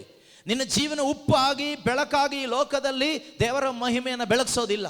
ಅದಾಗಬೇಕಾದ್ರೆ ನೀನು ಹುಡುಕಬೇಕಾಗಿರೋದು ಈ ಪ್ರಪಂಚದಲ್ಲಿ ಒಂದೇ ಒಂದು, ದೇವರನ್ನು ಹುಡುಕಬೇಕು, ಯೇಸುವನ್ನು ಹುಡುಕಬೇಕು. ಪ್ರೇಷಿತರ ಕಾರ್ಯಕಲಾಪ 17ನೇ ಅಧ್ಯಾಯದಲ್ಲಿ ವಾಕ್ಯ 27 ಅನ್ಸುತ್ತೆ, ಎಲ್ಲರೂ ತಮ್ಮನ್ನು ಹುಡುಕಿ ಕಂಡುಕೊಳ್ಳಬೇಕು ಎಂದು ದೇವರು ಬಯಸ್ತಾರಂತ ವಾಕ್ಯ ಹೇಳುತ್ತೆ. ಪ್ರೇಷಿತರ ಕಾರ್ಯಕಲಾಪ ಅಧ್ಯಾಯ 17. ಜನರು ತಮ್ಮನ್ನು ಅರಸಬೇಕೆಂಬುದೇ, ಜನರು ತಮ್ಮನ್ನು ಅರಸಬೇಕೆಂಬುದೇ ಅವರ ಉದ್ದೇಶ. ದೇವರ ಉದ್ದೇಶ ಏನು ಗೊತ್ತಾ? ದೇವರ ಉದ್ದೇಶ ಏನು ಗೊತ್ತಾ? ದೇವರು ಯಾವ ಉದ್ದೇಶ ಇಟ್ಕೊಂಡು ನಮ್ಮನ್ನು ಈ ಭೂಮಿಯಲ್ಲಿ ಸೃಷ್ಟಿ ಮಾಡಿದ್ದಾರೆ, ಅವರ ಆಕೃತಿಯಲ್ಲಿ, ಅವರ ಹೋಲಿಕೆಯಲ್ಲಿ. ಅಂದರೆ ಜನರು ಯಾರನ್ನು ಹುಡುಕಬೇಕು? ಜಾಬ್ ಹುಡುಕೋದಲ್ಲ. ಕ್ರೈಸ್ತ ವಿಶ್ವಾಸಿಗಳಾದ ನಾವು ಹುಡುಕಬೇಕಾಗಿರೋದು ದೇವರನ್ನ, ನಮ್ಮ ರಕ್ಷಕನಾದ ದೇವರನ್ನ. ಈ 2 ದಿನ ಈ ಧ್ಯಾನಕೂಟದಲ್ಲಿ ನೀವು ದೇವರನ್ನ ಹುಡುಕಬೇಕು. ಯೇಸುವನ್ನು ನಿಮ್ಮ ರಕ್ಷಕನಾಗಿ ನೀವು ಕಂಡುಕೊಳ್ಳಿಕ್ಕಾಗಬೇಕು. ಯೇಸುವನ್ನು ನಿಮ್ಮ ಪ್ರಭುವಾಗಿ ನಿಮಗೆ ಕಂಡುಕೊಳ್ಳಿಕ್ಕಾಗಬೇಕು. ಆಗ ಮಾತ್ರನೇ ನೀವು ಸಂತೋಷದಿಂದ ಬದುಕಲಿಕ್ಕಾಗ್ತದೆ, ನೆಮ್ಮದಿಯಿಂದ ಬದುಕಲಿಕ್ಕಾಗ್ತದೆ. ಅದಿಲ್ಲದೆ ಇದ್ರೆ ಧ್ಯಾನಕ್ಕೆ ಬಂದು ನನಗೆ ಬೇರೆ ಎಲ್ಲ ಅದು ಸಿಕ್ತು ಇದು ಸಿಕ್ತು ಅಂತ ಹೇಳಿ ಏನೂ ಪ್ರಯೋಜನ ಇಲ್ಲ. ಅವನಿಗೆ ಎಷ್ಟು ಸಿಕ್ಕಿದ್ರೂ ಪ್ರಯೋಜನ ಇಲ್ಲ. ಅವನ ನಿಜವಾದ ಜೀವನ ಅದನ್ನು ಆಧರಿಸಿ ಇಲ್ಲ. ಓಕೆ, ಓದಿ. ಹೀಗಾದರೂ ಜನರು ತಮ್ಮನ್ನು ಅರಸಬೇಕೆಂದೇ ಅವರ ಉದ್ದೇಶ. ಹೀಗಾದರೂ ತಮ್ಮನ್ನು ಅರಸಿ ಸಾಕ್ಷಾತ್ಕರಿಸಿಕೊಂಡಾರು ಎಂದು. ತಮ್ಮನ್ನು ಅರಸಿ ಅಂದ್ರೆ ಹುಡುಕಿ ಸಾಕ್ಷಾತ್ಕರಿಸಿಕೊಂಡಾರು ಎಂದು ದೇವರು ಹೀಗೆ ಮಾಡಿದರು. ದೇವರು ಹೀಗೆ ಮಾಡಿದರು. ದೇವರು ನಮ್ಮನ್ನು ಯಾಕೆ, ಅದ್ರ ಮೇಲಿರೋ ವಾಕ್ಯಗಳೇನು ಹೇಳುತ್ತೆ ಗೊತ್ತಾ? ದೇವರು ನಮ್ಮನ್ನು ಸೃಷ್ಟಿ ಮಾಡಿದರು, ದೇವರಿಗೋಸ್ಕರ ದುಡಿಯೋ ಅಗತ್ಯ ಇಲ್ಲ. ದೇವರು ನಮ್ಮನ್ನು ಸೃಷ್ಟಿ ಮಾಡಿದ್ದು ನಾವು ಅವ್ರನ್ನ ಹುಡುಕ್ಲಿಕ್ಕೆ. ನೋಡಿ 25ನೇ ವಾಕ್ಯದಿಂದ ಇದೆ ನೋಡಿ, ಎಲ್ಲ ಜೀವಿಗಳಿಗೆ ಪ್ರಾಣವನ್ನು ಶ್ವಾಸವನ್ನು ಸಮಸ್ತವನ್ನು ಕೊಡುವವರು. ನಮಗೆ ಜೀವ ಕೊಟ್ಟಿದ್ಯಾರು? ದೇಹ ಕೊಟ್ಟಿದ್ಯಾರು? ಶ್ವಾಸ ಕೊಟ್ಟಿದ್ಯಾರು? ಎಲ್ಲ ಅವರೇ. ಎಂದೇ ಅವರಿಗಾಗಿ ಮಾನವನು ದುಡಿಯಬೇಕಾದ ಅವಶ್ಯಕತೆ ಇದೆಯಾ? ನಾನು ದೇವರಿಗಾಗಿ ದುಡಿತಾ ಇದ್ದೀನಿ, ನಾನು ದೇವ್ರಿಗೋಸ್ಕರ ಬೆಟ್ಟ ಹತ್ತಿದ್ದೀನಿ, ನಾನು ದೇವ್ರಿಗೋಸ್ಕರ ತಲೆ ಬೋಳಿಸಿದ್ದೀನಿ, ನಾನು ದೇವ್ರಿಗೋಸ್ಕರ ಕುರಿ ಕೊಡ್ತಾ ಇದ್ದೀನಿ, ದೇವ್ರಿಗೋಸ್ಕರ ಕೋಳಿ ಸಾಕ್ತಾ ಇದ್ದೀನಿ, ದೇವ್ರಿಗೋಸ್ಕರ ನಾನು ಇದು ಮಾಡ್ತಾ ಇದ್ದೀನಿ, ದೇವ್ರಿಗೋಸ್ಕರ ಕಾಣಿಕೆ ಕೊಡ್ತಾ ಇದ್ದೀನಿ, ದೇವ್ರಿಗೋಸ್ಕರ ಕ್ಯಾಂಡ್ಲ್ ಅಂಟಿಸ್ತಾ ಇದ್ದೀನಿ.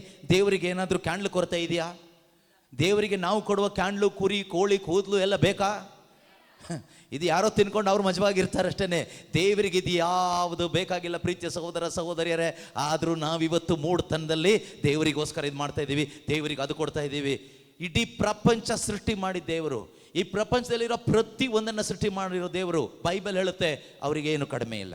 ನೀನೇನು ಟೆನ್ಷನ್ ಮಾಡ್ಕೋಬೇಡ ಆಯ್ತಾ? ಅವರಿಗೇನು ಕಡಿಮೆ ಇಲ್ಲ. ಕೊರತೆ ಇರೋದು ನನಗೂ ನಿಮಗೂ. ನಾವು ಬಡಪಾಯಿಗಳು, ನಮಗೆ ಕೊರತೆ ಇರೋದು. ನಮ್ಮ ದೊಡ್ಡ ಕೊರತೆ ಏನು ಗೊತ್ತಾ? ಯೇಸುವಿನ ಕೊರತೆ, ರಕ್ಷಣೆಯ ಕೊರತೆ. ಇವತ್ತು ಕ್ರೈಸ್ತ ವಿಶ್ವಾಸಿಗಳ ದೊಡ್ಡ ಕೊರತೆ ಅದೇನೆ. ನಿಜವಾದ ರಕ್ಷಕನ ಕೊರತೆ ಇದೆ ನಮ್ಮಲ್ಲಿ, ನಿಜವಾದ ರಕ್ಷಣೆಯ ಆನಂದದ ಕೊರತೆ ಇದೆ. ಬೇರೆ ಯಾವುದು ಕೊರತೆ ಅಲ್ಲ.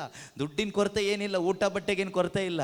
ನಮಗೆಲ್ಲರಿಗೂ ಒಳ್ಳೆ ಬೆಳಗ್ಗೆ ಬ್ರೇಕ್ಫಾಸ್ಟ್ ಮಾಡ್ಕೊಂಡಿದ್ದೀವಿ, ನೀಟಾಗಿ ಬಟ್ಟೆ ಹಾಕ್ಕೊಂಡಿದ್ದೀವಿ, ಬಂದು ಕುತ್ಕೊಂಡಿದ್ದೀವಿ, ಉಸಿರಾಡ್ತಾ ಇದ್ದೀವಿ, ಜೀವಂತವಾಗಿದ್ದೀವಿ. ಇದಲ್ಲ ನಮ್ಮ ಕೊರತೆ. ನಮ್ಮ ನಿಜವಾದ ಕೊರತೆ ನಮ್ಮ ಒಳಗಡೆ ಆ ರಕ್ಷಣೆಯ ಆನಂದವನ್ನು, ಆ ಪ್ರಭುವಿನಲ್ಲಿ ಆನಂದಿಸಲಿಕ್ಕೆ ನಮಗೆ ಆಗ್ತಾ ಇಲ್ಲ, ಕ್ರಿಸ್ತನಲ್ಲಿ ಆನಂದಿಸಲಿಕ್ಕೆ ಆಗ್ತಾ ಇಲ್ಲ.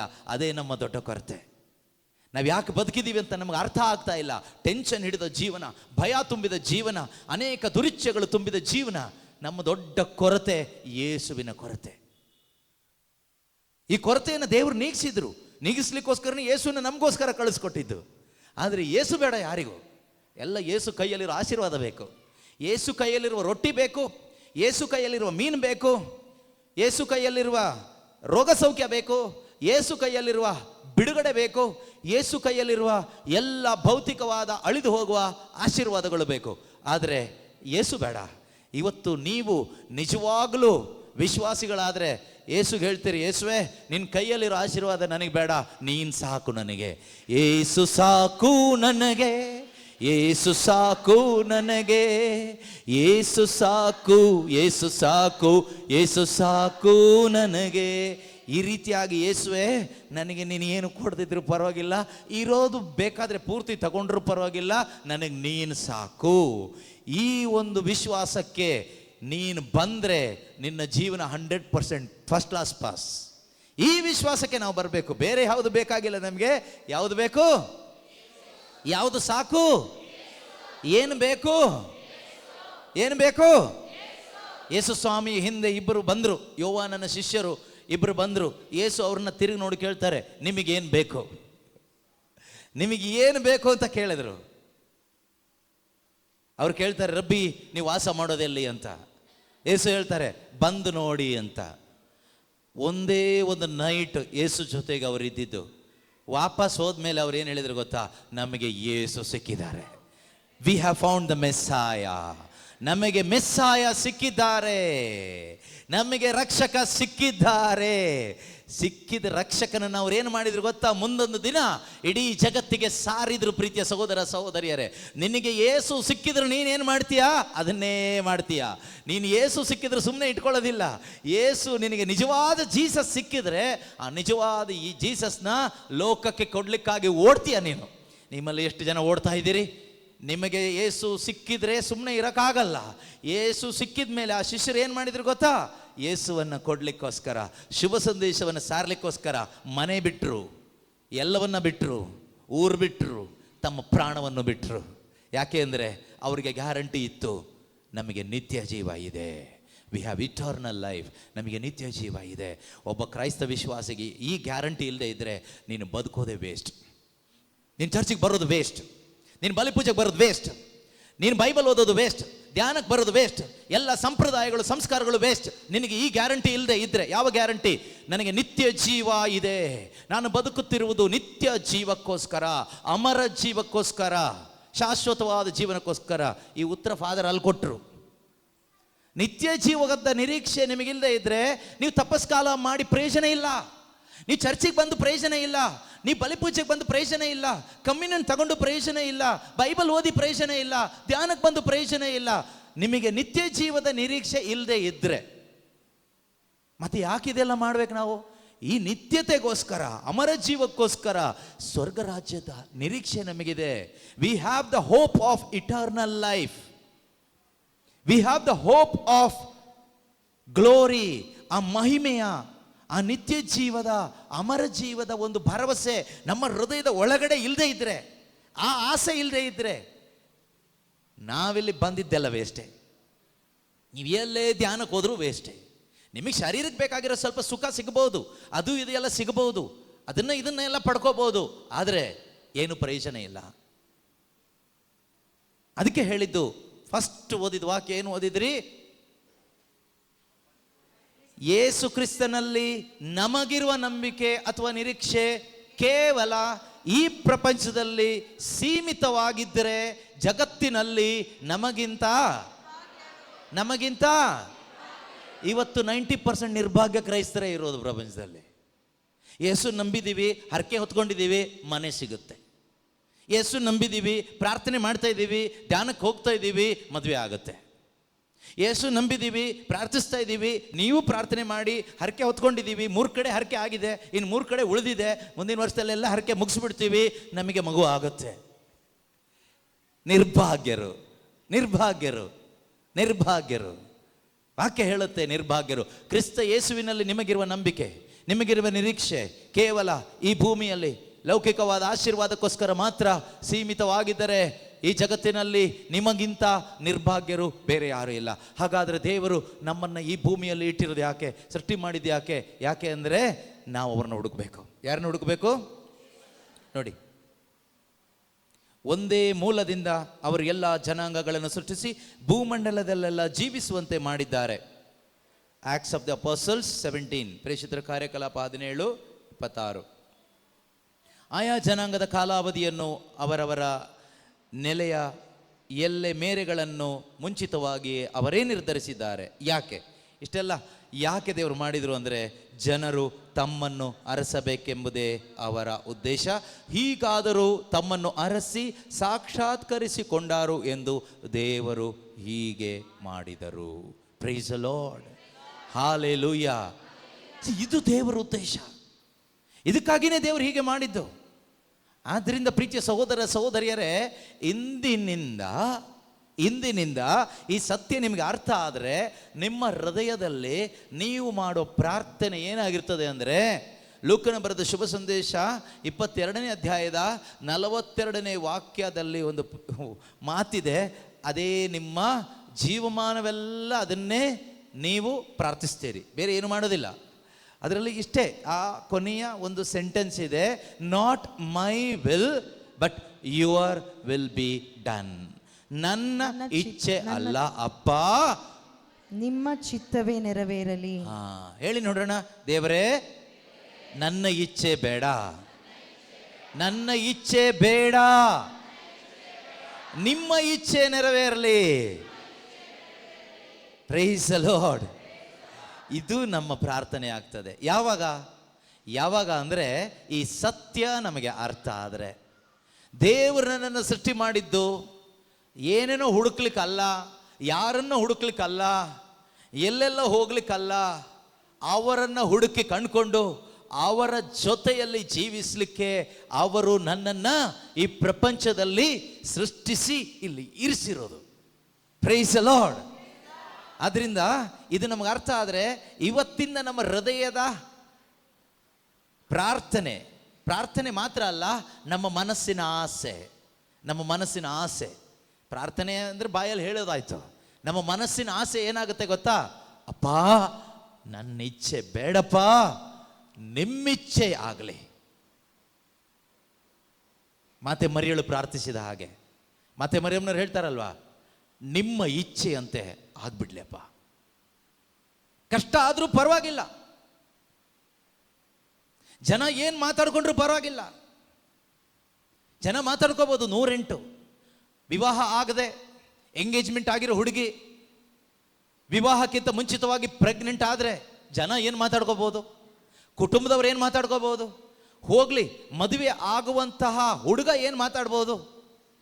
ಆ ಧರ್ಮದಲ್ಲಿ ಅಂದಿನ ಪದ್ಧತಿ ಪ್ರಕಾರ, ನಿಯಮಗಳ ಪ್ರಕಾರ ಕಲ್ಲು ಹೊಡೆದು ಸಾಯಿಸುವ ಸಾಧ್ಯತೆ ಇದೆ, ಮನ ಮರ್ಯಾದೆ ಹೋಗುತ್ತೆ.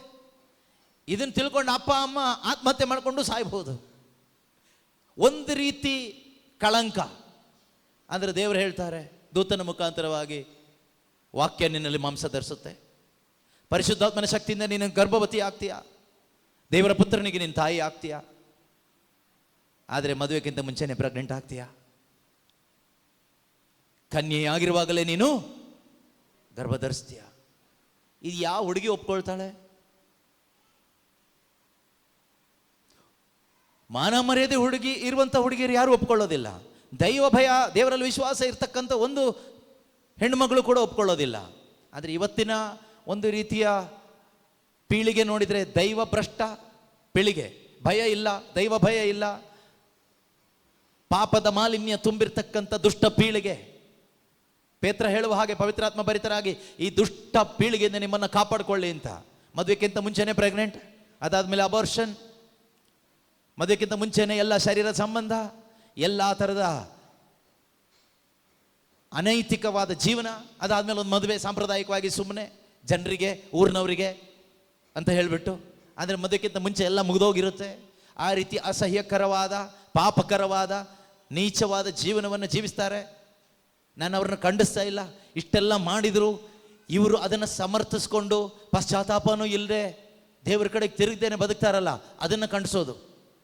ಅವ್ರು ಮಾಡಿದ್ದನ್ನು ನಾನು ಖಂಡಿಸ್ತಾ ಇಲ್ಲ, ಆದರೆ ಅಷ್ಟು ಮಾಡಿದ್ರು, ಅಷ್ಟು ನೀಚವಾಗಿ ಬದುಕಿದ್ರು ಕೂಡ ಕ್ರೈಸ್ತ ವಿಶ್ವಾಸಿಗಳಾಗಿ ಮದುವೆಗಿಂತ ಮುಂಚೆ ಇಷ್ಟೆಲ್ಲ ಅಸಹ್ಯ ಕಾರ್ಯಗಳನ್ನ ಮಾಡಿದ್ರು, ಕೊನೆಗಾದ್ರೂ ಒಂದು ಪಶ್ಚಾತ್ತಾಪ, ಮಾನಸಾಂತರ ಅನ್ನೋದು ಏನು ಇಲ್ಲದೆ ಆರಾಮಾಗಿ ಭಾನುವಾರ ಚರ್ಚಿಗೆ ಬಂದು ಕಮ್ಯುನಿಯನ್ ತೆಗೆದುಕೊಂಡು ಇಷ್ಟ ಬಂದ ಹಾಗೆ ಬದುಕುವ ಎಷ್ಟೋ ಕ್ರೈಸ್ತರು ಇವತ್ತಿದ್ದಾರೆ. ಕೆಲವರಿಗೆಲ್ಲ ಮದುವೆ ಆಗೋದು, ಮಕ್ಕಳಾದ ಮೇಲೆ ಮಕ್ಕಳು ಮದುವೆ ಟೈಮಿಗೆ ಮದುವೆ ಕೊಟ್ಟದ್ದಿದೆ. ಆ ರೀತಿ ಎಷ್ಟೋ ನಡೀತಾ ಇದೆ. ಅದರ ಮಧ್ಯದಲ್ಲಿ ಮಾತೆ ಮರಿಯಳಿಗೆ ದೇವರಿಗೋಸ್ಕರ ಬದುಕಬೇಕು, ದೈವ ಭಯ ಇದೆ, ವಿಶ್ವಾಸ ಇದೆ, ದೇವರ ಮೇಲೆ ಭಕ್ತಿ ಇದೆ, ಪ್ರೀತಿ ಇದೆ ಅಂತ ಒಂದು ಹೆಣ್ಣು ಮಗಳಿಗೆ ದೇವದೂತ ಹೇಳ್ತಾ ಇದ್ದಾನೆ, ನೀನು ಮದುವೆಕ್ಕಿಂತ ಮುಂಚೆ ಗರ್ಭವತಿ ಆಗಬೇಕು.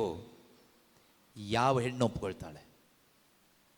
ಯಾರಿಗೆ ಆಸೆ ಇರುತ್ತೆ? ಎಲ್ಲ ಹೆಣ್ಮಕ್ಳಿಗೆ ಆಸೆ ಇರೋದು ನನ್ನ ಮದುವೆ ಆಗಿ ನನ್ನ ಗಂಡನ ಜೊತೆಗೆ ನನ್ನ ಜೀವನವನ್ನು ಹಂಚ್ಕೋಬೇಕು ಅಂತ, ನಾನು ವಿವಾಹವಾಗುವ ನನ್ನ ಗಂಡನಿಗೆ ದ್ರೋಹ ಆಗಬಾರದು ಅಂತ. ಆದರೆ ಇವತ್ತಿನ ಹೆಂಡತಿಯರು ಗಂಡಂದರು ಅನೇಕರು ಇದ್ದಾರೆ, ಇಷ್ಟ ಬಂದ ಹಾಗೆ ಹೆಂಡತಿಗೂ ದ್ರೋಹ ಮಾಡಿ, ಗಂಡಂಗೂ ದ್ರೋಹ ಮಾಡಿ, ದೇವರಿಗೂ ದ್ರೋಹ ಮಾಡಿ, ಇಷ್ಟ ಬಂದಾಗೆ ಅವರ ಶರೀರದ ಸುಖ ಅವ್ರಿಗೆ ಅನುಭವಿಸ್ಬೇಕಷ್ಟೇನೆ. ಯಾರು ಏನಾದರೂ ಅಂದ್ಕೊಳ್ಳಿ, ಯಾರು ಹೇಗಾದರೂ ಇರಲಿ. ಕೆಲವು ಗಂಡಸರನ್ನ ಕೇಳಿದ್ರೆ ಅವ್ರು ಹೇಳ್ತಾರೆ, ನಾವೆಲ್ಲ ಕೊಡ್ತಾ ಇಲ್ವಾ, ನಾವೆಲ್ಲ ಮಾಡ್ತಾ ಇಲ್ವಾ, 4 ಮಕ್ಕಳನ್ನ ಕೊಟ್ಟಿಲ್ವಾ, ಊಟ ಕೊಟ್ಟಿಲ್ವಾ, ಜಮೀನು ಕೊಟ್ಟಿಲ್ವಾ, ಸೈಟ್ ಕೊಟ್ಟಿಲ್ವಾ, ದುಡ್ಡು ಕೊಟ್ಟಿಲ್ವಾ, ಎಲ್ಲ ಕೊಟ್ಟಿದ್ದೀವಿ, ಮತ್ತಿನ್ನೇನು? ಸೊ ಹಾಗೆ ನಾವು ಕೂಡ ದೇವರಿಗೆ ಹೇಳ್ತೀವಿ, ಕಾಣಿಕೆ ಕೊಟ್ಟಿಲ್ವಾ, ಚರ್ಚಿಗೆ ಬಂದಿಲ್ವಾ, ಹುಂಡಿ ಕಾಸು ಹಾಕಿಲ್ವಾ, ಭಾನುವಾರ ಉಪವಾಸ ಇದ್ದಿಲ್ವಾ, ತಪಸ್ಕಾಲ ಮಾಡಿಲ್ವಾ, ಎಲ್ಲ ಮಾಡಿಲ್ವಾ, ಇನ್ನೇನು? ದೇವರಿಗೆ ಇದು ಯಾವುದು ಬೇಕಾಗಿಲ್ಲ ಸಹೋದರ ಸಹೋದರಿಯರೇ. ದೇವರಿಗೆ ನೀನು ಬೇಕು, ದೇವರಿಗೆ ನಿನ್ನ ಜೀವನ ಬೇಕು, ದೇವರಿಗೆ ನಿನ್ನ ಹೃದಯ ಬೇಕು. ಅದನ್ನು ಕೊಡದೆ ನೀನು ಏನು ಕೊಟ್ಟರೂ ಕೂಡ ಬೆಲೆ ಇಲ್ಲ, ಬೆಲೆ ಇಲ್ಲ. ದೇವರು ಮನುಷ್ಯನಾಗಿ ಬಂದಿದ್ದು ನಿನ್ನ ಕ್ಯಾಂಡ್ಲಿಗೋಸ್ಕರ ಅಲ್ಲ. ಯೇಸು ಸ್ವಾಮಿ ಶಿಲುಬೆ ಮೇಲೆ ಸತ್ತಿದ್ದು ನೀನು ಬೂದಿ ಹಚ್ಕೊಂಡು ಬೂದಿಲಿ ಕುತ್ಕೊಂಡು ಉಪವಾಸ ಮಾಡ್ತಾ ಕುತ್ಕೊಂತ ಅಲ್ಲ. ಪಾಪಕ್ಕೆ ವಿಮುಖನಾಗಿ ಯೇಸುವನ್ನು ಸ್ವಂತ ರಕ್ಷಕನಾಗಿ ಸ್ವೀಕಾರ ಮಾಡಿ ಸ್ವರ್ಗ ರಾಜ್ಯದ ಮಗನಾಗಿ ಪ್ರಪಂಚದಲ್ಲಿ ಜೀವಿಸುವಂತ, ಪ್ರತಿದಿನ ದೇವರ ಸಂಬಂಧದಲ್ಲಿ ದೇವರ ಜೊತೆಯಲ್ಲಿ ಬದುಕಲಿಕ್ಕೋಸ್ಕರ. ಇಮ್ಯಾನುವೇಲ್ ಅಂದರೆ ದೇವರು ನಮ್ಮ ಜೊತೆಗೆ ಅಂತ ಅರ್ಥ, ದೇವರು ನಮ್ಮ ಸಂಗಡ ಇದ್ದಾರೆ ಅಂತ. ಅದರ ಅರ್ಥ ನಾವು ದೇವರ ಸಂಗಡ ಇರಬೇಕು, ಅವ್ರ ಜೊತೆಯಲ್ಲಿ ಇರಬೇಕು. ಬೈಬಲ್ ವಾಕ್ಯ ಹೇಳುತ್ತೆ, ಈಗ ನೀವು ಓದಿದಿರಲ್ವ 17ನೇ ಅಧ್ಯಾಯದಲ್ಲಿ 27ನೇ ವಾಕ್ಯ, ಅದರ ಕೊನೆಯಲ್ಲಿ ಹೇಳುತ್ತೆ, ದೇವರು ನಮ್ಮಲ್ಲಿ ಯಾರೊಬ್ಬರಿಂದನೂ ದೂರ ಇಲ್ಲ, ಯಾಕೆಂದರೆ ಅವರು ಇಮ್ಯಾನುವೇಲ್, ದೇವರು ನಮ್ಮ ಸಮೀಪದಲ್ಲಿದ್ದಾರೆ. God is with us always. ಆದರೆ ದೇವರು ಬಯಸೋದಿಷ್ಟೇನೆ, ನೀನು ಅವ್ರ ಜೊತೆಯಲ್ಲಿ ಇರಬೇಕು ಅಂತ, ಅವ್ರನ್ನ ಹುಡುಕಿ ಕಂಡುಕೊಂಡು ಅವ್ರ ಜೊತೆಯಲ್ಲಿ ನೀನು ಇರಬೇಕು ಅಂತ. ಆ ರೀತಿ ಬಯಸುವ ಒಂದು ಆಸೆ ಪಟ್ಟು ಬದುಕ್ತಾ ಇರ್ತಕ್ಕಂತಹ ಆ ಕನ್ಯೆ ಮಾತೆ ಮರಿಯಳು, ಜನ ನನ್ನನ್ನು ದೂರ ಮಾಡ್ತಾರೆ, ಸಮಾಜ ನನ್ನನ್ನು ದೂರ ಮಾಡುತ್ತೆ, ನನ್ನ ಸ್ವಂತ ಸಭೆ ನನ್ನನ್ನು ದೂರ ಮಾಡುತ್ತೆ ಅಂತ ಎಲ್ಲ ಆಗಿದ್ರೂ ಕೂಡ ಆಕೆ ಹೇಳ್ತಾಳೆ, ನನ್ನ ಇಚ್ಛೆ ಅಲ್ಲ ಅಪ್ಪ, ನಿಮ್ಮ ಇಚ್ಛೆ ನನ್ನಲ್ಲಿ ನೆರವೇರಲಿ. ನಿಮ್ಮಲ್ಲಿ ಅನೇಕರು ಮಾತೆ ಮರಿಯಮ್ಮನವರ ಭಕ್ತರಿದ್ದೀರಿ, ಫಾಲೋವರ್ ಇದ್ದೀರಿ, ಮರಿಯ ಸೈನ್ಯದವರಿದ್ದೀರಿ. ನೀವು ಇದನ್ನು ಹೇಳಲಿಲ್ಲ ಅಂದರೆ ಮರಿಯಮ್ಮನವರಿಗೆ ಮಹಾದ್ರೋಹ ಮಾಡ್ದಂಗೆ ಆಯ್ತಾ? ದೇವರೇ, ನನ್ನ ಇಚ್ಛೆ ಅಲ್ಲ, ನಿನ್ನ ಇಚ್ಛೆ ನಮ್ಮ ಜೀವಿತದಲ್ಲಿ ನೆರವೇರಲಿ. ಅದೊಂದು ಗೌರವ ಮರಿಯಮ್ಮನವರಿಗೆ ನೀವು ಕೊಡೋದು. ಅದಲ್ಲದೆ ನಿಮ್ಮ ದುರಿಚ್ಛೆ ಎಲ್ಲ ಈಡೇರಿಸಲಿಕ್ಕೆ ಜಪಮಣಿ ಉರುಳಿಸಿದ್ರೆ ಅದು ಅವರಿಗೆ ಮಾಡುವ ಅವಮಾನ. ಅವ್ರನ್ನ ಫಾಲೋ ಮಾಡಿ. ಅವ್ರು ಏನು ಮಾಡಿದ್ರು? ಏನೇ ಅವಮಾನ ಪರಿಸ್ಥಿತಿ ಬಂದರು, ಏನೇ ಕಷ್ಟ ಆದರೂ, ಯಾರೇ ಬಹಿಷ್ಕಾರ ಹಾಕ್ತಾರ ಅಂತ ಗೊತ್ತಿದ್ರು, ಜೋಸೆಫ್ ಏನು ಮಾತಾಡ್ಕೊಳ್ತಾರೋ, ಏನು ಮಾಡ್ತಾರೋ, ನನ್ನ ಕೈ ಬಿಡ್ತಾರೇನೋ, ಅವಮಾನ ಮಾಡ್ತಾರೇನೋ, ಇದೆಲ್ಲ ಯೋಚನೆ ಮಾನಸಿಕವಾಗಿ ಒಬ್ಬ ಮನುಷ್ಯ ಅಂದಮೇಲೆ ಬರುತ್ತೆ. ಆದರೂ ಕೂಡ ಅವ್ರು ಹೇಳ್ತಾರೆ, ನನ್ನ ಇಚ್ಛೆ ಬೇಡ ದೇವರೇ, ನಿನ್ನ ಇಚ್ಛೆ ಈಡೇರಲಿ. ಪ್ರೀತಿಯ ಸಹೋದರ ಸಹೋದರಿಯರೇ, ಇವತ್ತು ಅದಾಗಬೇಕು. ಯೇಸು ಹೇಳಿದರು, ಪಿತನೇ, ನನ್ನ ಇಚ್ಛೆಯಂತೆ ಅಲ್ಲ, ನಿಮ್ಮ ಇಚ್ಛೆಯಂತೆ ಆಗಲಿ. ಹೇಳಿ ನೋಡೋಣ, ಪಿತನೇ, ನನ್ನ ಇಚ್ಛೆಯಂತೆ ಅಲ್ಲ, ನಿಮ್ಮ ಇಚ್ಛೆ ನೆರವೇರಲಿ. ಹೀಗೆ ನಿಮಗೆ ಪ್ರೀತಿಯಿಂದ ಪೂರ್ಣ ಮನಸ್ಸಿನಿಂದ ನಿಮ್ಮನ್ನ ಬಿಟ್ಟು ಕೊಟ್ಟು ಹೇಳಲಿಕ್ಕಾಗಬೇಕಾದ್ರೆ, ಇದು ಹೇಳುವಾಗ ಅಷ್ಟು ಸುಲಭ ಅಲ್ಲ. ನಮಗೆ ನಮ್ಮದೇ ಆದ ತುಂಬ ಇಚ್ಛೆಗಳಿದೆ, ಆಸೆಗಳಿದೆ. ಇದನ್ನೆಲ್ಲ ತಳ್ಳಿ ಹೇಳ್ತಾ ಇರೋದು. You are pushing all your dreams away and saying, lord, not my dreams but your dreams be done in my life. ದೇವರೇ, ನನ್ನ ಕನಸುಗಳಲ್ಲ, ನನಗೆ ಕನಸಿದೆ, ನನಗೆ ಆಸೆ ಇದೆ, ನನಗೆ ಅನೇಕ ಬಯಕೆಗಳಿದೆ, ನಾನು ಮನುಷ್ಯ.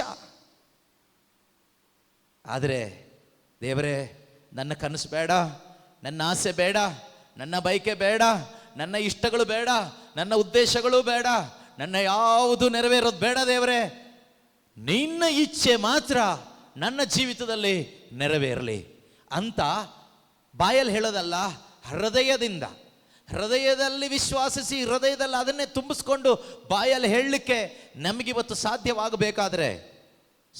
ಆಗಬೇಕಾದ್ರೆ ಮುಖ್ಯವಾಗಿ ನಮಗೆ ಆ ತಂದೆಯ ಪ್ರೀತಿ ಅರಿವಾಗಬೇಕು.